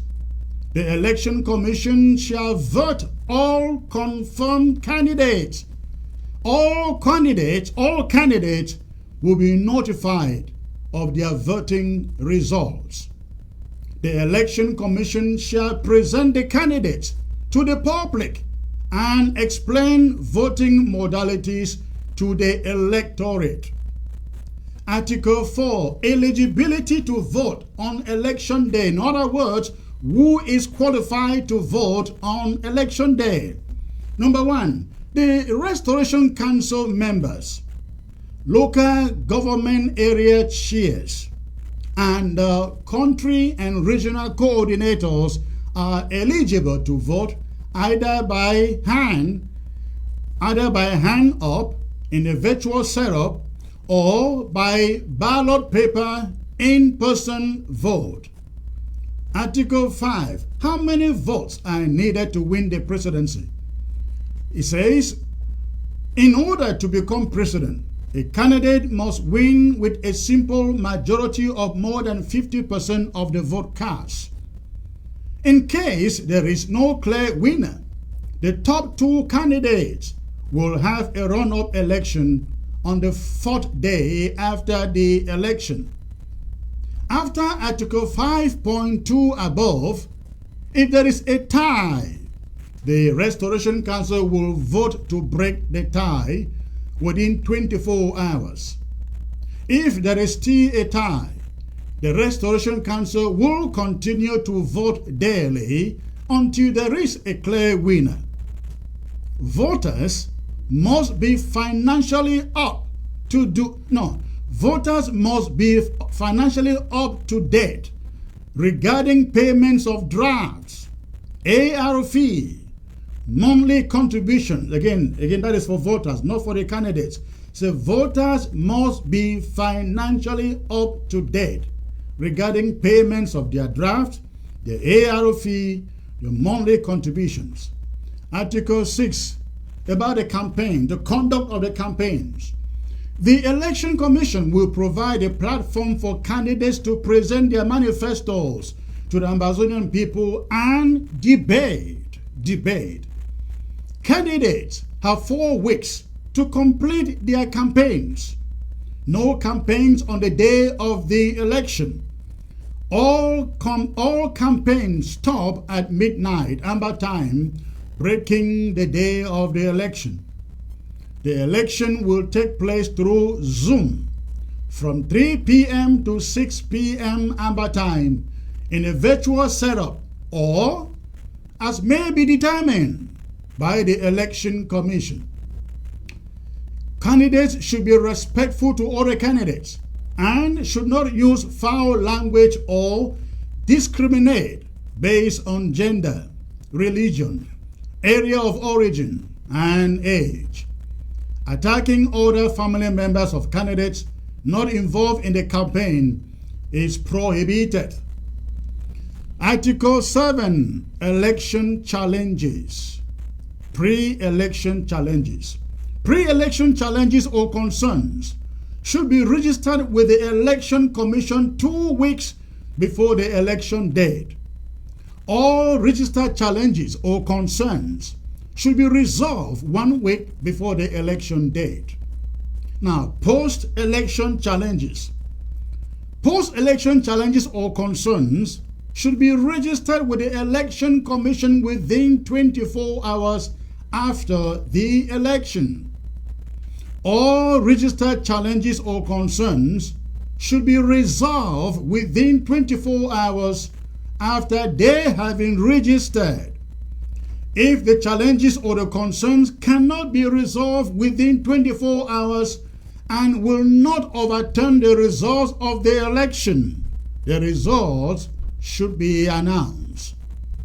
If the challenges, however, if the challenges or concerns cannot be resolved within 24 hours and they could overturn the results of the elections will not be announced until the issues are resolved.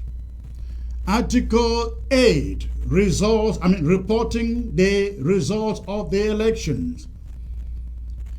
Effective date. The chairman of the Election Commission, in consultation with the Restoration Council, will proclaim or announce the results of the election within 24 hours after concerns, if any, must have been resolved. The result will be published. A tabular breakdown for the president-elect and other contestants will be published. The report shall include A, the total number of votes cast, B, the total number of candidates, and C, the winning candidate and the votes each candidate received. In addition to receiving this information, all other candidates shall also be informed of the number of votes they received. Article 9, statement of compliance with guidelines. After the Election Commission announces the names of candidates, each candidate will receive a copy of these guidelines. Each candidate must agree to and sign a statement acknowledging that he or she has received the guidelines and pledged to adhere to them. Each candidate should report to the Election Commission immediately any deviations from the guidelines of which he or she becomes aware. Each candidate is permitted to have an observer present for the casting and counting of the ballots or votes. A candidate may serve as his or her own observer, or he or she may designate an alternate observer. Observers should not interfere with or disrupt the casting or counting of the ballots. Their role is limited to observing the election process, asking procedural questions, challenging defective ballots, and lodging protests with the election commissioners as appropriate. As far as compliance is concerned, upon receipt of a complaint, the Election Commission will provide the candidate with notice and an opportunity to respond to the allegations. And I think this is the last part of this. It says endorsement page. These modalities were drafted and prepared by the members of the Election Committee Task Force of the Federal Republic of Ambazonia. The committee included members from the Restoration Council, executive branch, from the counties, the local government areas, countries and regions, and concerned Ambazonians. These modalities have been reviewed and endorsed by the Judicial Council of the Federal Republic of Ambazonia, Election Committee of the Federal Republic of Ambazonia, and RC members. The Restoration Council signed. The Honorable Elvis commenter, ladies and gentlemen, for the Restoration Council. I'm going to take a 1-minute break. You know I've been reading for so long now. Take a 1-minute break and coming back to bring to you the chair of that committee and the spokesperson for the Restoration Council. I will ask some questions and then open the phone lines, and those of you out there with any questions, you can ask them too. Please stay put. Would you like to make a 6-figure income? Well, you have come to the right place. At Venbati LLC, we can make your dream come true by training you to become a professional Scrum Master in just 6 short weeks. You heard me right, just 6 weeks. This may be the biggest life-changing decisions you will ever make. They say luck is when opportunity meets preparation. If you were walking down the street and opportunity walked past you, would you recognize it? Well, here is an opportunity you won't want to miss. At Venbati LLC, our world-class trainers would prepare you for one of the best career changes you will ever make. And then you can consider yourself lucky when you make that 6-figure income and laugh your way to the bank. If you are that person who can recognize an opportunity, call us at 240-701-7796. Check out our website, www.venbati.com. We have limited spaces. First come, first serve. Come one, come all. All right, ladies and gentlemen, thanks for staying put out there. I am now being joined by the one and Honorable Anthony Epa, who chaired the committee, ladies and gentlemen, that drafted these modalities that I just brought to you. The Honorable Epa, pleasure to have you here once more, sir.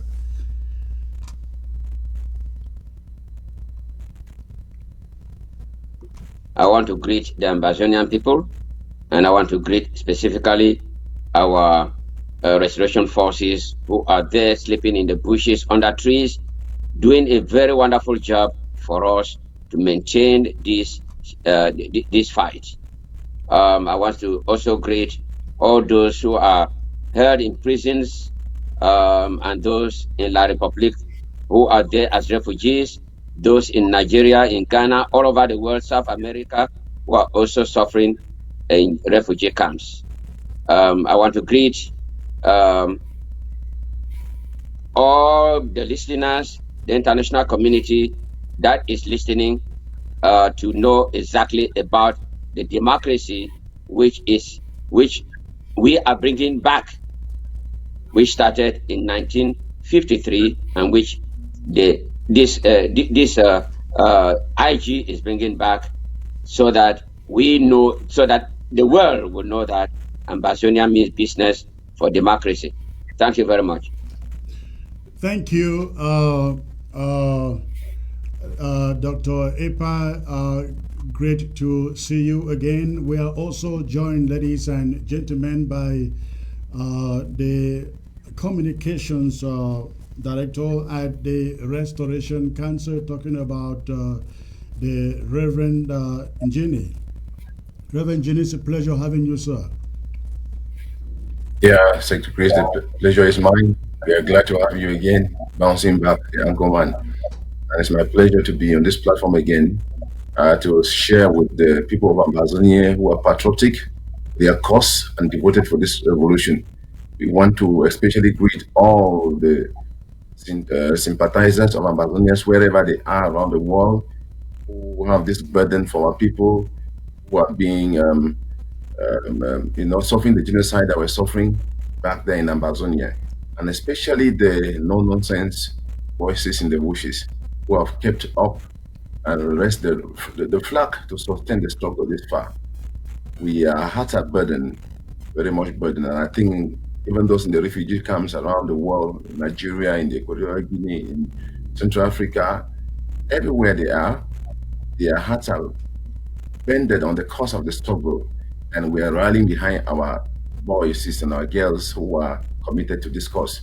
And as we share our information, we think it is only in the light of information that we can pave the way to stand out as one man in unity of knowledge, of zeal, and purpose, and nothing will limit us until we arrive where. Thank you. Thank you, comrade. Great to hear that. Great to hear that. This is a very important subject that we discuss here today, and Ambazonians are dying to know how you are going to conduct this election. Now, I would like, starting from Dr. Epa, to first of all, if you can, please explain to Ambazonians why we are talking about an election only 4 months after we got a new president. If you can explain that, please. We don't just want to inform people here. I like us to take this an educational moment, because there is a lot of ignorance out there, as you know. So let's educate our people why at this moment, only 4 months after, we are talking about an election. Dr. Epa, please. Thank you, Secretary Chris. Every Ambazonian and the international community knows that when former President Sako was inaugurated, it was specifically mentioned that his term of office was for 2 years. Unfortunately, he did not do anything to make sure that the Constitution, our working document, should be revised in order for election to take place. Neither did the Restoration Council push for the modalities to be written and force him to run for election. In fact, about 2 months before his term of office ended, he asked his Judicial Commission members, Barrister Fru Johnson and Barrister Mbesa, if I don't forget his name, to write to the Restoration Council that there will be no elections. I remember I saw that document, and the former Secretary General tried to bring it up for people to discuss about it, and we did not even look at it. Now, we all know that the former president refused for any election, and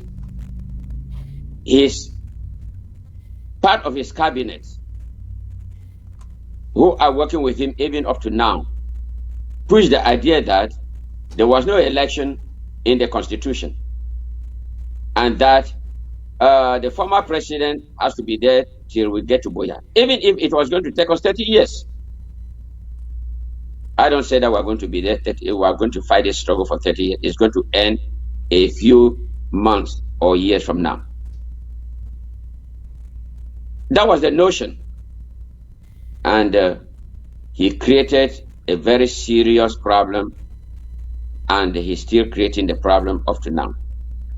So, the Ambazonian people cried to the Restoration Council, realizing that that is their saving hope. Only the Restoration Council will save the struggle. It came to us in the Restoration Council. We embrace it because we know we are representing the Ambazonians. Honorable Committee appointed me as the chair of the committee and asked me to form that committee. I made sure that I brought in selected members from different parts of government, of this interim government, and those who are not even in this interim government, as you have just read. Even the judiciary was included in that committee. So now, after a few months, we have finished the modalities, and which I will say that it's a law.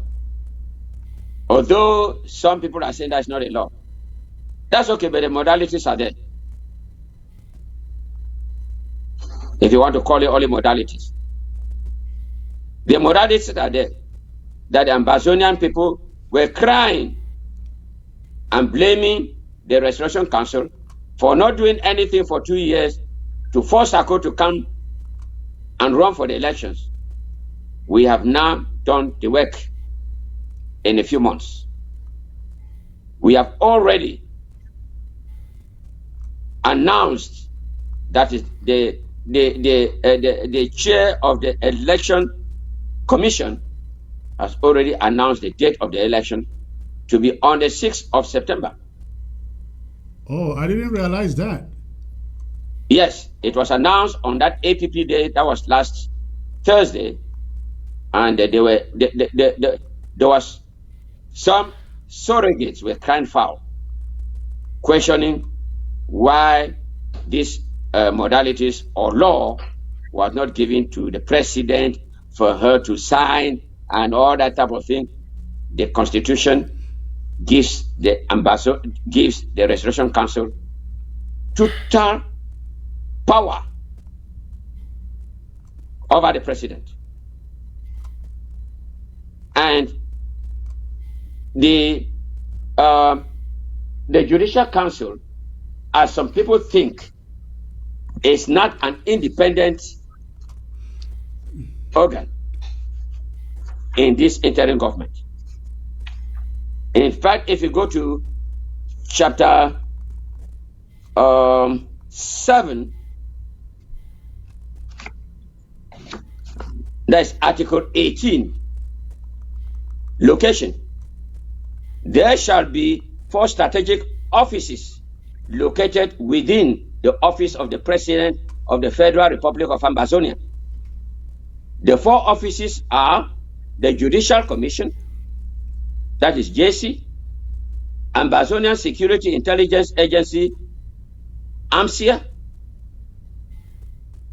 the Environment and Natural Resources Bureau. Dr. Epa, I get the point that you are trying to make there. However, to be fair, if you call it a law, the president has to sign the law, and that's when it becomes law. It makes sense when you call it modalities, because this is the work of a special committee. And again, it also makes sense because the president who is standing for election cannot be privy to making the laws for the elections, isn't it? Maybe I should. Okay, go on. Take the question, please. Yes, what I'm trying to say here is that whether it is the law or the modalities have been done, and the elections have been, the date of the elections have been announced, and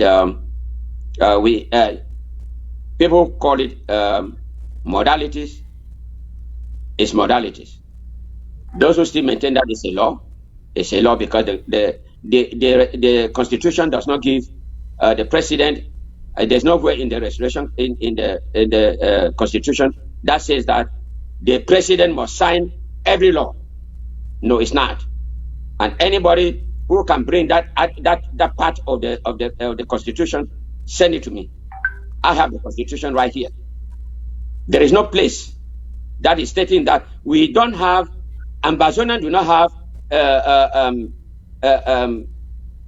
democracy, full democracy. We have a revolutionary democracy. No, that is very true. I think sometimes I have to ask some questions just because I have to, for fairness reasons. Yeah. I think everybody out there should understand we are not in a regular government, in a regular situation, and certain things have to be improvised for us to move on. But let me also ask this. One of the statements, one of the clauses out there in the modalities states that the election commission shall announce the election date 2 months in advance. 2 months in advance. You just mentioned here that the date has been announced. I wasn't aware of that. But my question would be, we are already just 2 months left. Just 2 months left. We don't even know who the candidates are. We don't know of anybody filing in. When should candidates be filing in their candidacies? Is it now? Is it tomorrow? Is it, or are there some things they still need to do before they can file, or they can go tomorrow and file? And before you answer that question, who is the election commissioner? Because this is very important. The public know who is presiding over those elections. We already have 7 election commissioners. The chair of that election commission is Dr. Reverend Father Jumba. For now, I can only tell you about his name as the chair, and I did not bring the list here with me, but he is the chair of that commission, and they are fairly representative. There are 4 from the northern zone and 3 from the southern zone. That's all I can tell you for now. That is good. That is okay. Let me take that question to the Honorable Ingenie. The question is, the provisions, the modalities say that elections, the election commission shall announce the election date 2 months in advance. We only have about 2 months left for the entire 6 month transition that we're given. And the date of the election has already been announced. When are the candidates supposed to be filing? You were a member of this committee too. You are not just representing the Restoration Council. So right now, where are we? When are the candidates supposed to be filing? Are candidates okay to go out now and say, hey, I want to run for president and start campaigning? Tell us, what is the next step? What do people do? Thank you very much, Secretary Chris. I think that's a pertinent question because a lot of Ambazonians are asking that question everywhere. Some of them ask me, I say, I don't yet know any of the candidates. We are waiting to know because we don't have to, you can't tell somebody you are a presidential candidate. People who feel like they can lead Ambazonia according to these modalities and what has been put forth have to show up. And it is clearly stated, if you read down just after the proceedings, makes us understand that upon this announcement, those who have aspired, and they are committed to want to be president in Ambazonia, have to, within 14 days, show forth with their will and the submission that they want to stand in for the elections. So are we within the 14 days window right now? Exactly. It's going on already. Upon the announcement that was passed already, it's going on. So we are waiting. So if I have to run, if I have to fight for my candidacy, I should start putting the papers and get them to the committee in the next few days. Few days. The days are the number. I mean, there's a countdown already, and you submit to the elections commission. as soon as possible. And then they are the ones who are going to do the vetting. And there's a time limit too. When they do the vetting, they're going to declare who is eligible according to the standards. And then before we lock, the procedure is that after the vetting and declaration of the result of who is eligible, who have been qualified and disqualified, now there will be a launch of the campaigns to go on. So there's nothing going on already, because we don't yet know any what candidate. form will the campaigns take? Will there is a public TV debate compulsory, or is just a suggestion? Or what form does public campaigning take? Let me answer the question. You want before I go? Yes, Reverend sir, Jenny, you want to answer the question?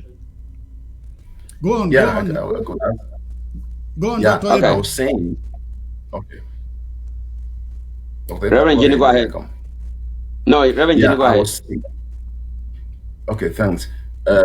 According to those modalities, once the candidates have been vetted by the Elections Commission and campaigns have launched, they have to come up public on the media. We are doing a virtual election. That is the truth of what we're doing now. They're going to show forth and maximize the televisions we have in Ambazonia, to declare their manifestos, and through those declaration of their manifestos and what they're ready to do for Amazonia in this struggle and after, then there is going to be possible debate beside panel talks like this.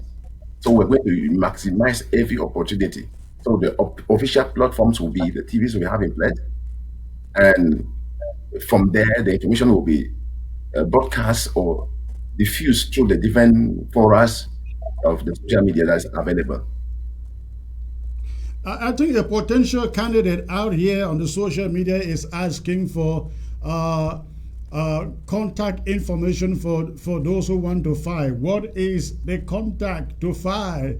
I hope people put out that information so they know who they want to fight through. They can. Yes. Reverend Jenny, the chair of the election commission, their number will be given soon. The announcement was made on Thursday that you take 14 days from that date. That is when every candidate who wants to run for the president is expected to be preparing those documents and forward them by that date. Is 14 calendar days. That is including Sundays and Saturdays. So if you cannot file within that time, you'll be rejected. So you have to make sure that you file. And no one should be intimidated, Secretary Chris. You have read the modalities and everybody has heard it. If you know you qualify, you file. You stand for the election. That is democracy. We want to show the international community that we mean business in this election, so that they will not go there and begin to make noise when we come to when we get to Koya. They'll be infighting like Sudan. No, it's not going to work. It's not going to be like that. We don't want to give the international community a chance. Anything that they will say, oh, you see, they're fighting among themselves. We want to be very democratic. So no one should be intimidated. Even if you are a Marianta's government and you want to run, and you know that you qualify, run. That is the purpose of this election. And Secretary, please, let me add one more thing. You talked about the dates, or whether it was just about 2 months. Yes, it is just that we were a little bit late in making this announcement, because we voted on these modalities in the Restoration Council more than 3 times. I will tell you that. And they are A+, because even the Vice President and his cabinet read through these modalities and the audios that he sent the horrible commenter and sent it to me. He rated it as being 95%. 95% for any document like this one, rated at that 95%. That's A+. It's wonderful. All right, wonderful. Now, if I may ask you, I know we have read the modalities for qualifications here, but I will ask, this is open to just members of the interim government, or can Bo Herbert put in his candidature? Can Akwanga, can Cho Ayaba put in his candidature? Yes, if you qualify. The modalities have been well spelled out. We have written it in a very simple language that everybody can read. Even one who has not completed secondary school will be able to read it. We have put it in a very succinct manner. So far you qualify. You have to recognize the interim government. You have to be working on your eldership. There are a lot of things there which we actually spent time to deliberate on every point you find it. If you qualify, let you apply. All right. The modalities also state that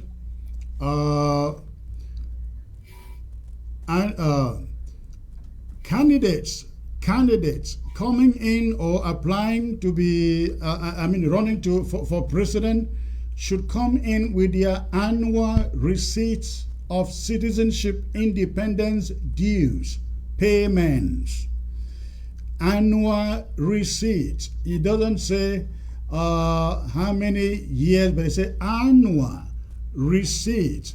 Are you asking for 6-month receipts, 1 year receipt, 2 years receipts? What are you asking for? Let me start with Reverend Jenny. Yeah, I think within the morality somewhere along the line, as you were reading through, it was very clear. And we really want to challenge Ambazonians to be a people of knowledge to the information that is disposed to them. There could be nothing so dangerous and frustrating in the generation where every information or piece of information is available and people decide to close their eyes or close their minds and go blind. Ambazonians have a chance not only to emerge as one of the nations of this generation, but to do better than other nations, walk in the limelight of information. Now, I was saying that when you follow through progressively in information, we discover that one of the criteria of those who are eligible to these elections is the fact somebody who will prove within 3 years, who prove within or beyond measure that he has been involved at least 3 years in this revolution. So we talk about annual receipts. We want to see some receipts that qualify the commitment and the sacrifice put in this struggle within 3 years. That's the line of information that is support and sustain that fact. Because as you read through the criteria, every one of them correlate and complement one another. Thank you. All right. Dr. Epa, do you have anything to add there about the this annual receipts for CID? Do you have anything to add there? No, I think Reverend Jenny has explained it very, very well. When we say annual, it means annual, meaning that every year is not 6 months. In other words, at least for about 3 years, we will know that you have been committed. Don't go and then manufacture one now that you are paying your CID and that you qualify. It's not going to work that way. Or you show off that you have been there just for about 1.5 years or 2 years and you want to do a catch-up payment. No, because you want to benefit the opportunity. That disqualifies you. All right, let's get to another question coming from these modalities. The Election Commission has 14 calendar days from the last date of submission of documents to review, confirm, or reject the candidacy of any prospective candidate.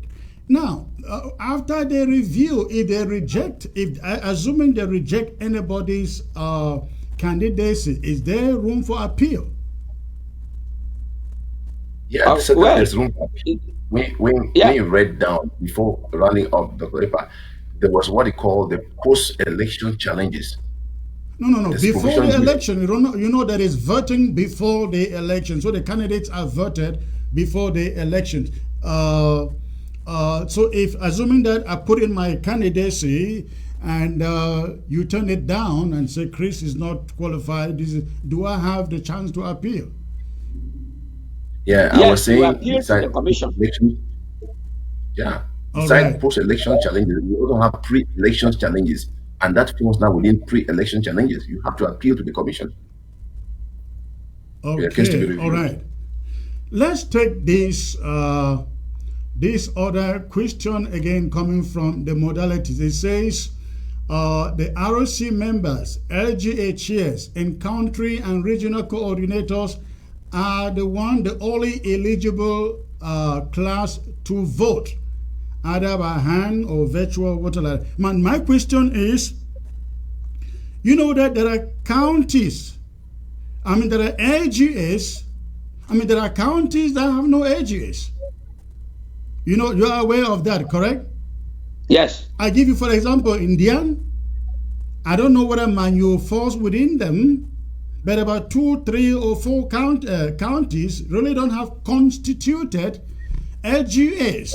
They only have, they come together as an umbrella. I think Bui is also one of them, if I'm not mistaken. So, if only the LGAs, the counties, are voting, what do you do in this case? They have one vote, or what if the LGAs are not constituted? This is very, very critical so that Ambazonians understand. What do you do in this case where no LGAs exist, only one county?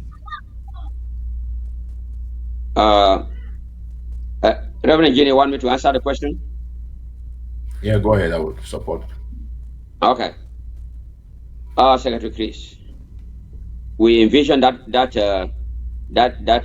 problem. We already know the counties, the LGAs that are already constituted right now. We already know. Right, therefore, we are talking about constituted LGAs. Constituted LGAs, and we cannot accept any LGAs from now. No more constitution of LGAs. From now we mean from the day you announced it. That was last Thursday. Last Thursday. Yes. Do you know the constituted LGAs as of the last APP, last day. Thursday? Correct. We know. All right. Reverend Gina, want to add something? I think the answer is clear. All right. Great. Again, that is very, very critical, because that is what could ruin this election when people come in with the argument that, hey, I have my county with 3. Let me also ask it, put the question this way. The BLM, for example, is having an election to elect a county chair. I think that will be either this weekend or I think on Wednesday. So I guess he is not qualified to vote. No, the county chairs are not voting. It's only the local chairs. Oh, the county chairs are not, but you said counties. No, countries. The ROC members, LGA chairs in country and region. Oh, I get it. Perfect. That makes a lot of sense. The countries. Yes, that makes a lot of sense. Only the countries and regional coordinators. Correct. We have them now. We have the numbers of the countries. The same. Go on, please. Presently, we have the numbers of the countries and regional coordinators. How many are there? I'm sorry, the phone call was coming in. So we have the number. I don't have it here now with me. We have the number. The regions cannot go now and form any other one now and say that, oh, we are forming one right now. We also have the LGAs which are constituted. So and you also have the numbers of LGAs already constituted. which are already constituted. Okay. Okay. We cannot just find people come up and say, oh, an LGA is here, maybe with 2 people, 3 people, this is the chair. That's not going to work. All right, good. It's good to hear that. Because I'm concerned that could be a big source of trouble for the conduct of the election. But the fact that you already know as of the date you announced, you made the announcement, how many countries or regions are there, how many LGAs are there, that makes it really good. I hope that also applies with the Restoration Council, that nobody is being, or even if somebody is added in the Restoration Council, that person doesn't count, is disqualified, at least for this moment. Correct. But I don't see where somebody will not be there unless the, if the LGA was already well constituted, and the person and the LGA did not send somebody to the Restoration Council, that would be understandable. But if an LGA was not constituted, and then you just want to constitute anything right now so that you get someone to come to the Restoration Council, it will not work. All right. Last question, and let me just say one thing. The only problem that we see in Libya is that during the last APP, there were 2 LGAs in Fontaine. So that problem has been solved. The Fontaine, the old executive tendered a resignation. It is official. It is solved, and there is no problem there. Libya has resolved all its problems, from the fighters to the diaspora. Okay, that's good. All right. Honorable Genie, look at this other aspect of the modality. It says voters must be financially up to date regarding payments of drafts, ARF, monthly contributions, among others. What if they are not? What if the some of these LGA representatives and RC representatives have not paid? Their votes are cancelled? I think that is a pertinent question, and the good answer there is that it could be challenging, but then it is impossible to find an LGA that is fully constituted and all the EXCO or the executive members are not paying their dues. So within that constituted LGA, those who are paying their dues or who meet up the challenge are going to vote, and others are going to watch, because the election is going to go through those EXCO. They are going to vote as an LGA. You know that we had 2 drafts in which people pledged thousands. And people pledged thousands. A draft was supposed to be $1,000, and these LGAs were the ones rallying their people to put the thousands together.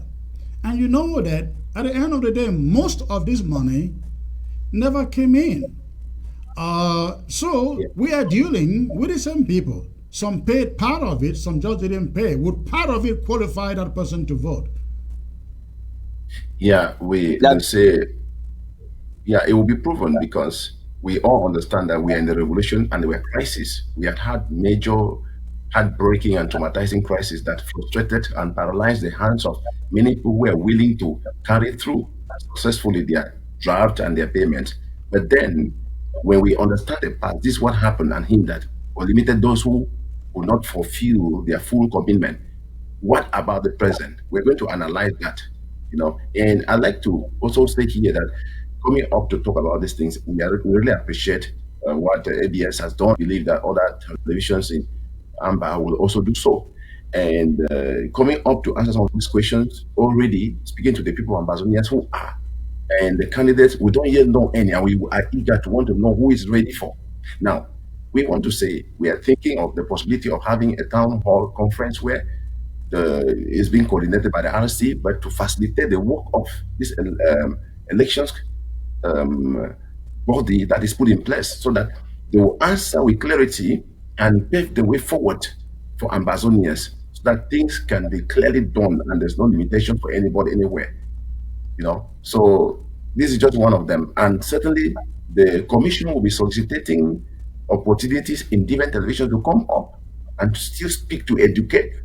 Because we really want to, when we listen to Ambazonia speak, we discover that a lot of people are zealous without information.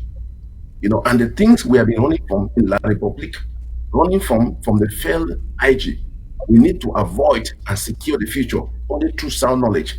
So we encourage them to be able to, the Constitution doesn't only concern those who are in the Restoration Council. It is open to everybody. Let them read the interim Constitution, read the terms of that Constitution, and follow through with modalities and ask questions or speak from the objectivity of the realities in place. We talk about the law here, where sometimes we're arguing, hitting our heads here. It is the law, it's not a law. What's a law? A guiding principle that helps people, that guides people on the causeway of what should be done and how it should be done rightfully. Now, that's democracy. It is the power of the people, by the people, for the people. And this elections modality is a way, it's an opportunity to give the Ambazonian people that exercise in democracy, to exercise their sovereign right of voting their people. Like Dr. Epa has said from the beginning, some people have accused, they say, oh, the RC went and handpicked Sako from the beginning. It's true. The interim constitution gives the power to the RC to be able to follow up with the circumstances that surround the people and the crisis of the people, and to take reasonable steps to help the people and rescue this nation. And it was on that ground. And this time around, we are grateful that we have an interim government in place, moving on, so that there's not stagnancy. But we are giving the chance for the people to be able to stand out this time around, to affirm or to pick out their leader by their own choice, where sometimes they will not be. We, at the level of the Restoration Council, we are committed, and we have proven to that we will follow the interim constitution to the very end. We started it till now, and we are committed to follow it through to the end. There is nothing turning around or fooling around. Whoever may be a godfather to whoever, or a godmother to whoever, we elect the Ambazonians to know. As I'm hearing.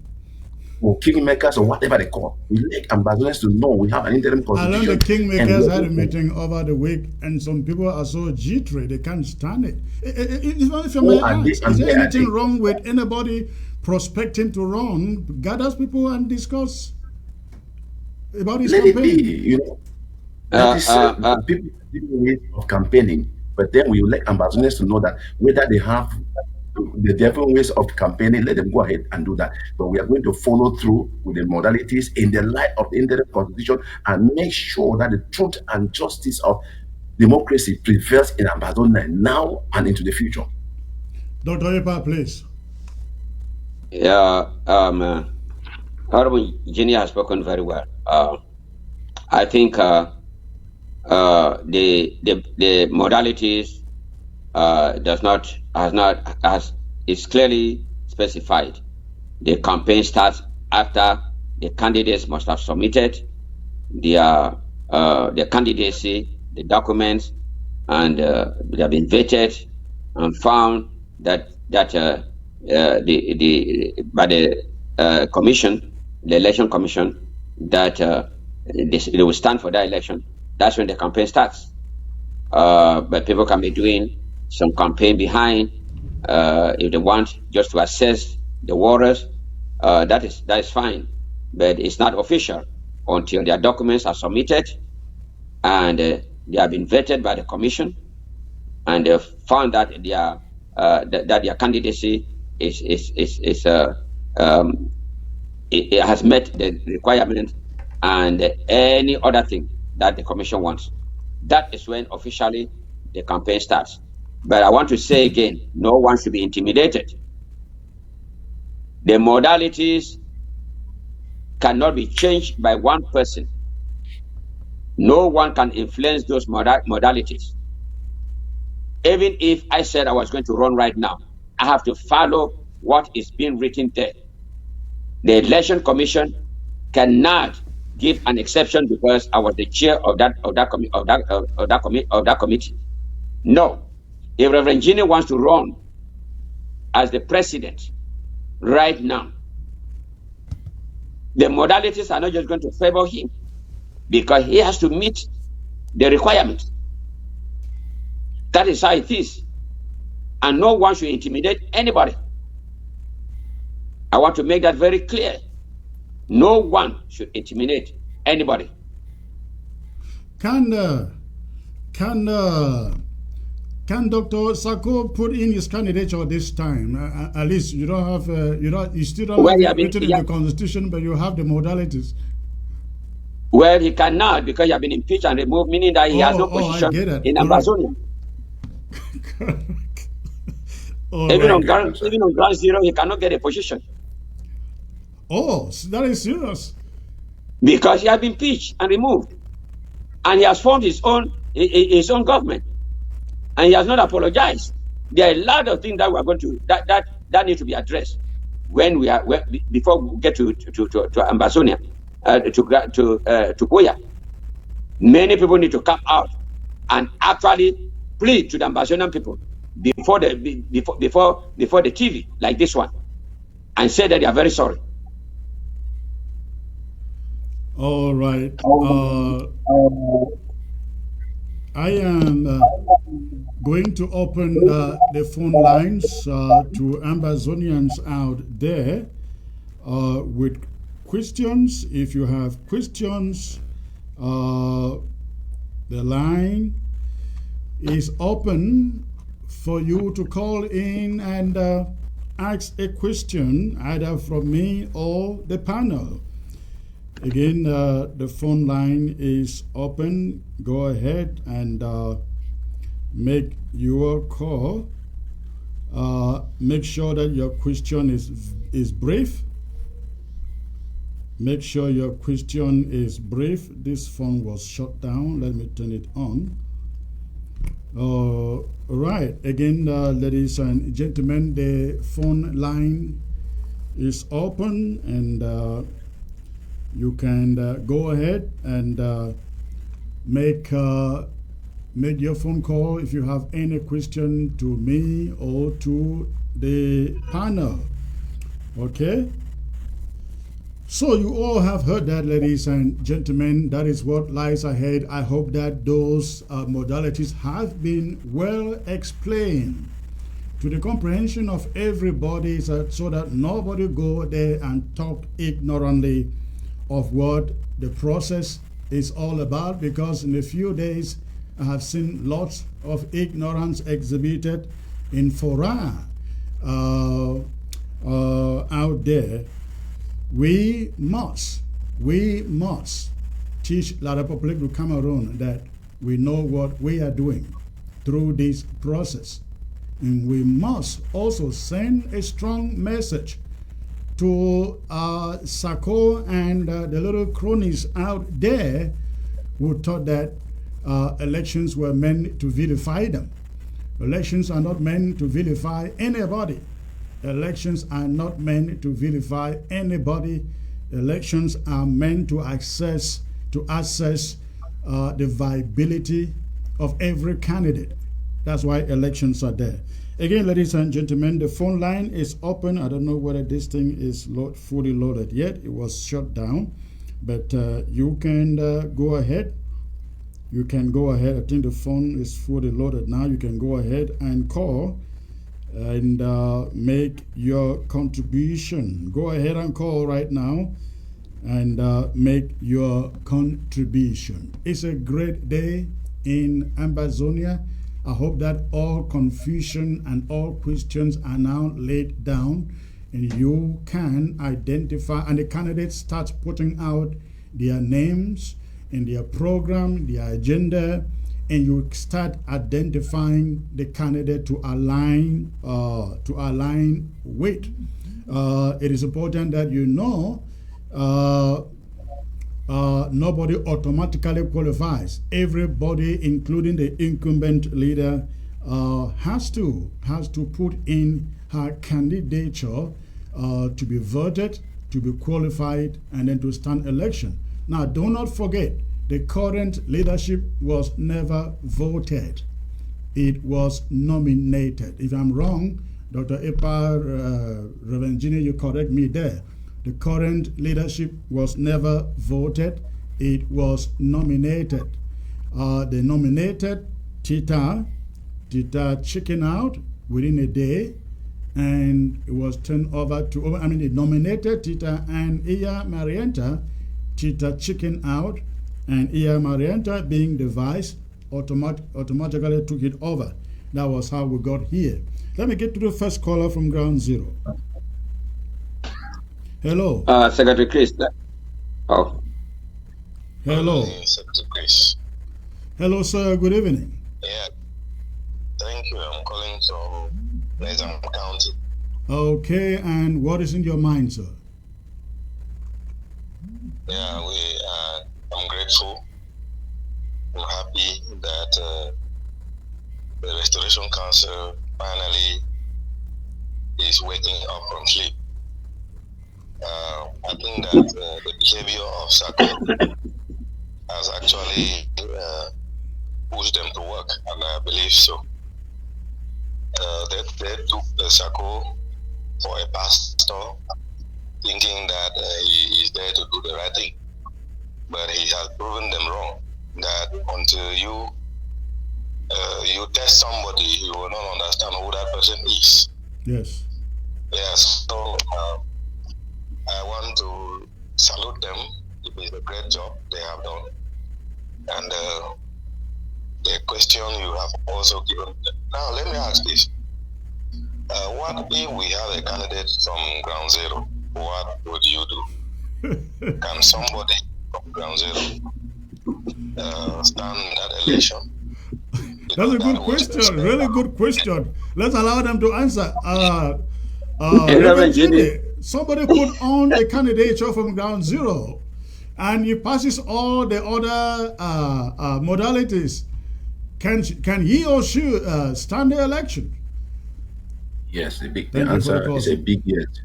The person will be able to stand, and we want to say we're not doing this thing behind the back doors of the international norms and democracy and community. If the person in Ground Zero has the grace or the soundness and the courage to stand up and meet all the criteria, the Elections Commission will vet and endorse his or her candidature, and he moves on. I'd like to really appreciate the caller too for what he said, and to affirm to the fact that we are not just waking up from sleep. We woke up from sleep long time when we discover the reality of what was going wrong. We are grateful that we are learning through the process. We learned so much through the con man, and we have been awake all through till now, and we are determined. We don't want to close the eyes, and we want to make sure we shine the eyes through to the end and stand up to the challenge of what Ambazonians are looking up to this legislation to do to help the station and to rescue and safeguard the future. Dr. Epa, you have anything to add there? No, I think Reverend Ginny has spoken very well. I want to thank that caller for that question.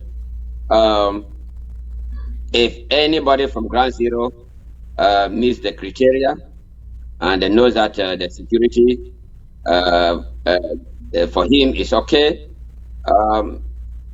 he can run. He can present his candidature, and if he's vetted by the commission and they found that his candidature is good, he runs. The election is. And let me add to him again. Mandela says something that is just passing to my mind. Say, a true revolutionist or a true fighter for the cause of change has those three places that he could be in one. One of them is either you're in prison, you're on exile, or you're in the grave. So he should be conscious about this fact. I mean, if he's the one who wants to send his candidature and he knows about this truth and whatever can be the result of it, let him come up without any delay. All right. The phones appear not to be ringing today. I don't know whether Ground Zero has power or electricity. The lines are open, ladies and gentlemen. I have just about 20 minutes to go. 20 minutes to go. Go ahead and call. We'd like to hear from you. We'd like to get your take on these issues. I hope that everybody is happy, satisfied out there. I saw somebody asking He is from Bunda. Can you vote? Of course. Of course, no, you cannot vote. You cannot vote. You cannot vote, sir. All right. Again, the phone lines are open. Go ahead, call. Go ahead, call, and ask any question that you may have. Go ahead and call and ask any question you may have. All right. In the absence of any question or any call, ladies and gentlemen, I just like to remind all of you that again, ABS is on Roku. You can get ABS on Roku 24/7. After this broadcast, if you have Roku, you did still be able to watch ABS live 24/7. All right. Hello. Hello, Secretary Chris. Hello. Good evening, sir. This is a German number calling from Germany.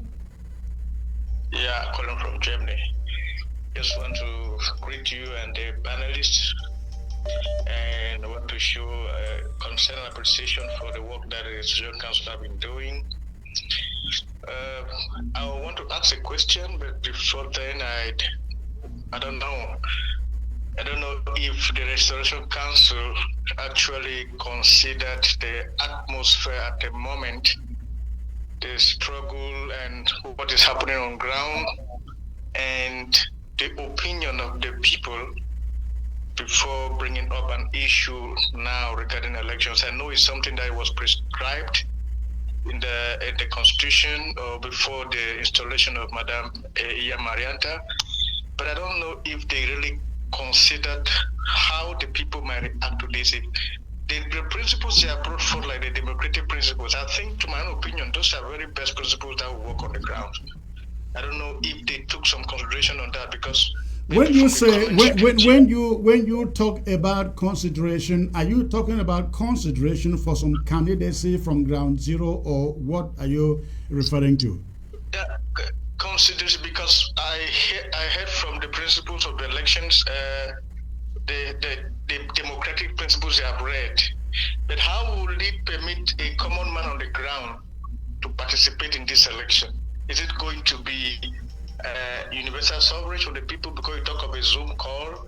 Is everybody on ground going to be permitted to vote, or who are those who are going to actually demonstrate this democracy? Oh, okay, all right. I think I get your question. You probably came in, probably joined the show late. After I've read it, basically says it will be a universal suffrage vote. However, only through the LGAs, who are the representatives of the LGA, of the people, then the countries and regional coordinators, and members of the Restoration Council. I think, in my opinion, it makes a lot of sense, because I bet you if you open it if you open it to everybody, it becomes chaos, and at the end of the day, people begin to contest the whole thing. It will not look good. And we should not forget, I think this election, or any election in that matter for the interim government, is essentially about the diaspora. It is who will coordinate the diaspora, the finances, the fundraising. If we take it to ground zero, we don't have a country there yet. So I think it is important we note this thing stays in the diaspora. The moment will come when ground zero will rule and reign. In that time, we will decide. Thank you for the call, sir. Okay, Sir Chris. Thank you. Thank you. Thank you. All right, let's get to the next caller here. Hello, Ma Franca. You've been trying to call forever until you succeeded today, I guess. Secretary Chris, good evening, sir. Good evening. Greetings to the panel. Thank you. Nice to have you on air, sir. Thank you. Good to hear your voice. What is in your mind? Yes, sir. I have a question for the panel, for the honorable men. All right, go when on. Are we going? We want to know when the election commissioner will appear on public TV introducing himself and his team. We don't know them. We don't know what they stand for. We don't know where they've been. We don't know where they're coming from. And we have a right to see their faces. That's a credible point. That's a very legitimate point myself. I look forward. I think I can say I know Reverend Father Jumban a little bit, but I've never met him. I think I've spoken with him just about once. And I had actually been trying to get him here on ABC. I know he's a good man. He is not an activist out there. I truly believe that he should do a good job. But I'll let the panel answer. When are they coming on TV to tell Ambazonians exactly how they're going to conduct this election? Yes. I think the answer is very soon. I've mentioned already that we are thinking about the whole conference where we're going to bring the team. They hear you. They are answering you, but you cannot hear them because your phone. Oh, okay. Yes. Oh, that's all right. Go, yeah, Reverend I said we are working very hard to see that they come on air as soon as possible. We cannot give the date here now because we are yet to agree on that. And we have already measures trying to put together for that town hall conference to come. And thereby, the daily media to also be there to cover the event. And so they see the people who are heading these commissioners, leading this team of the Elections Commission. And just to add to the former caller before Mafaka, who mentioned, we attached to the fact that, like we have said, the constituted LGAs are the people who are going to vote, but not only the constituted, or all the constituted, but those who are represented in the ROC. That is one point we like people to carry home. And like we said, and we're going to bring out this while presenting the panel, a lot of information too, to clarify and pave the way. Thank you. All right. Ma Franca, you may have to go re-listen to the recording to get your answer, but summarily he has said they are going to bring up that panel, that commission on TV as soon as they agree on a date. They definitely are going to do so. You got any other question? No, sir. Thank you very much. All right. Thank you for the call, man. Yes, sir. Thank you.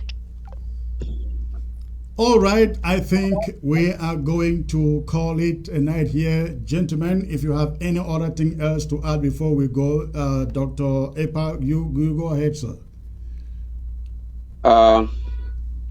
Thank you, Ambazonians. Thank you, Secretary Chris, for giving us this opportunity to appear on this platform. Ambazonians, you have heard about the modalities. You have actually pushed us for us to develop these modalities. We thank you so much because it is you whom I would say that we should thank you because you pushed your representatives to do the job for you, and it has been done. And I am sure all of you are very happy with this. And from now we shall continue. The elections now are put before you, and we hope that the international community will not know that we are very, very serious. The question of the past regime, where they refused to come for elections, has passed, and now elections has come back. Even though they were elected by a few members in the Restoration Council at that time, now they were afraid of even elections.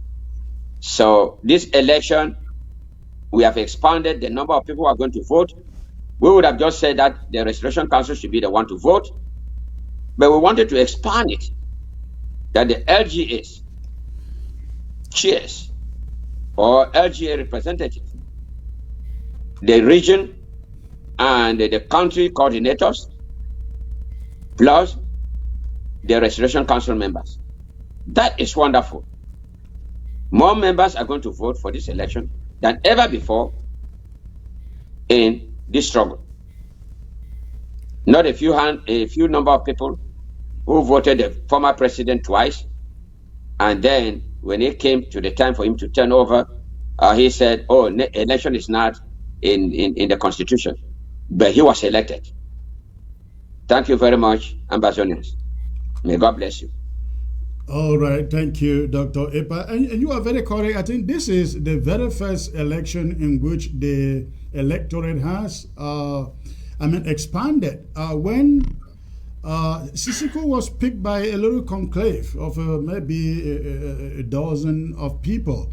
And then when he left, Sako was essentially voted by, where? Countries and regions. They picked the candidates, and then the only other voters was cabinet. And then when Sako's term expired, they called for election. The ROC called for election, and there was nobody to run. The ROC asked that if cabinet wants, they can all endorse him, and they reinstate him. Cabinet did that. There was no election. Cabinet endorsed Sako, and he went in for the second term. It was at the end of the second term that he tried to become an emperor. He thought we were heading him to all the way to Boya. Anyways, Reverend Ginny, please give us your closing remarks in a minute if you can, please. Thank you very much, Secretary Chris. I want to thank all who have been able to follow through this show patiently till now. And we want to wish and I plead on you, the information you have gotten, make sure you share it out to those who, where you know, are not connected. Let's make sure our people are well informed and up to the challenge of the time. Let's not run with zeal without knowledge. Now, we have acclaimed, we have reiterated through this struggle for the last 6 years counting, that this is a God-ordained revolution.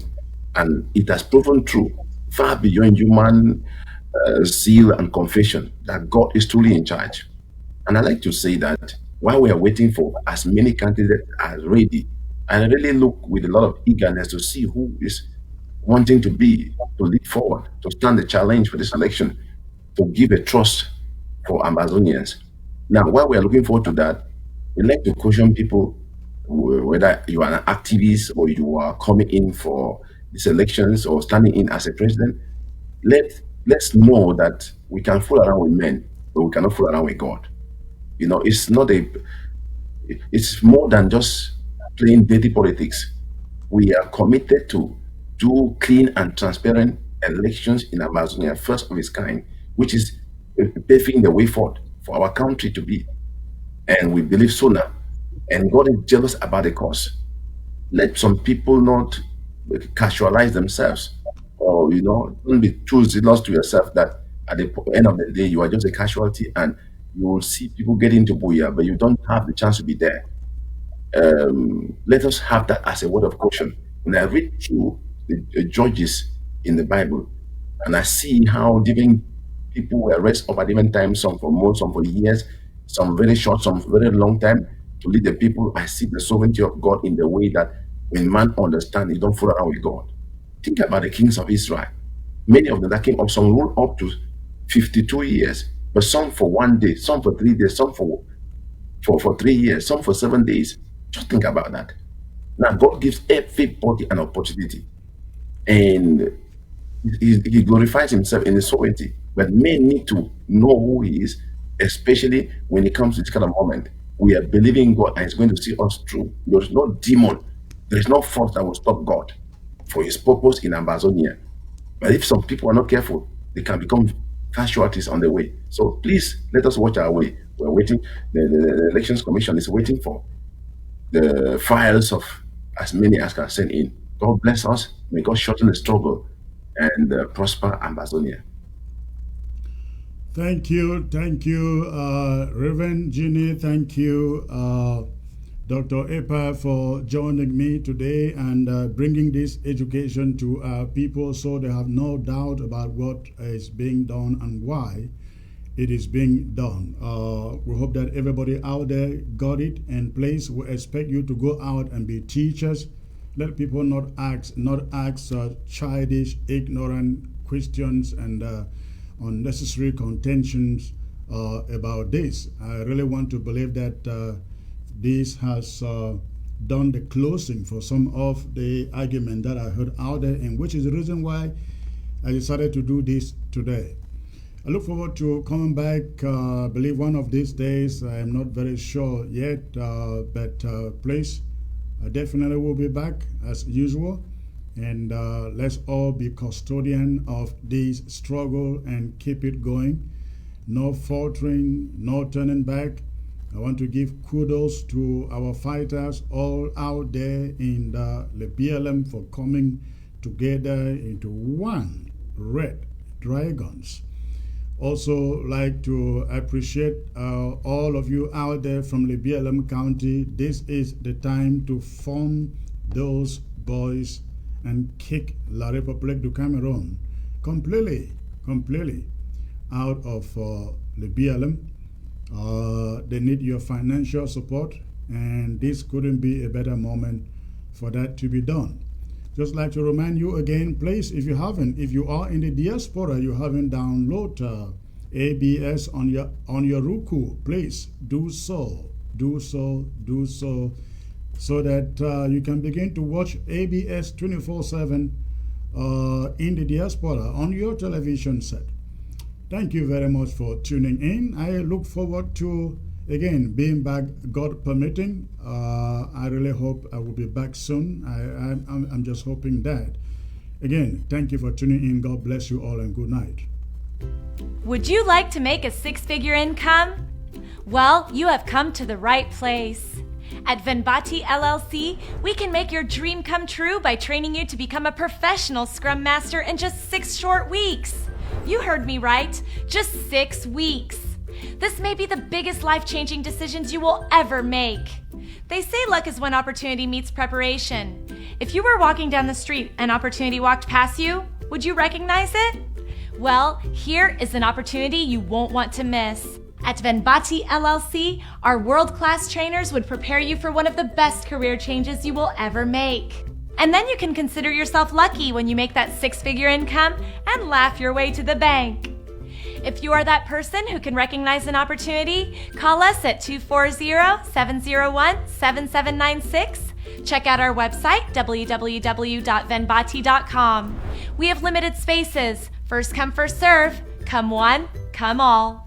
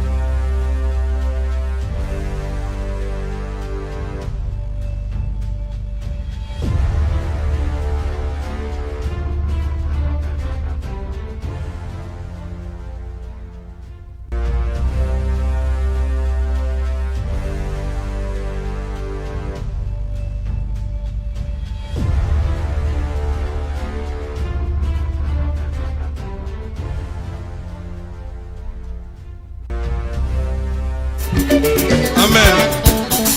Alors Satan a dit que le rôle à Yesu continue à kunda film style. Nous avons les alagi et bandé la film. Ma bossa ni mo kola misato. Amen. Les alagi événement.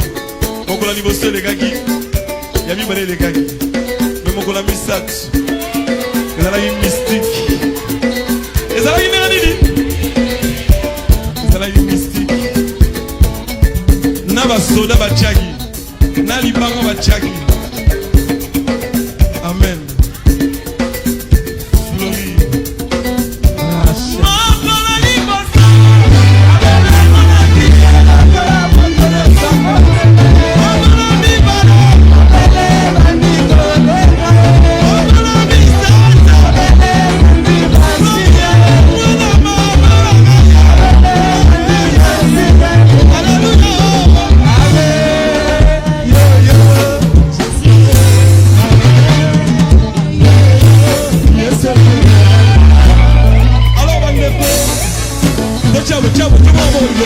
Troisième jour,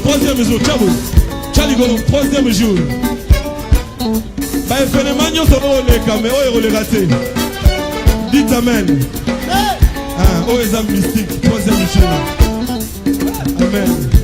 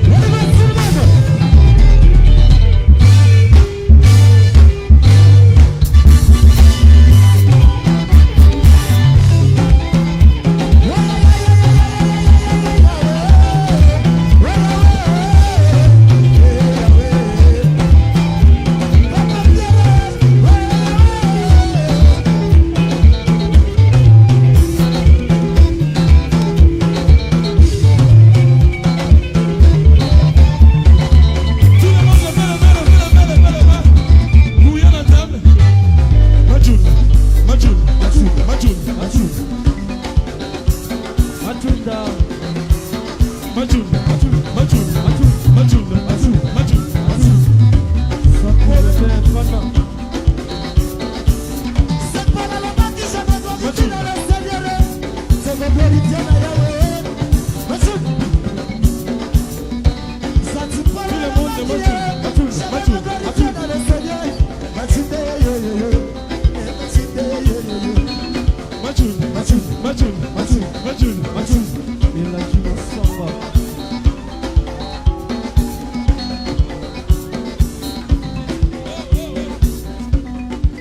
Machunda el yoloba. Osa c'est la fière. Osa Paul a lobby, je me glorifie dans le Seigneur. Amen. Osa c'est la fière. Now comprend le minute osa c'est la fière. Machunda. Machunda. Machunda. Machunda. Machunda.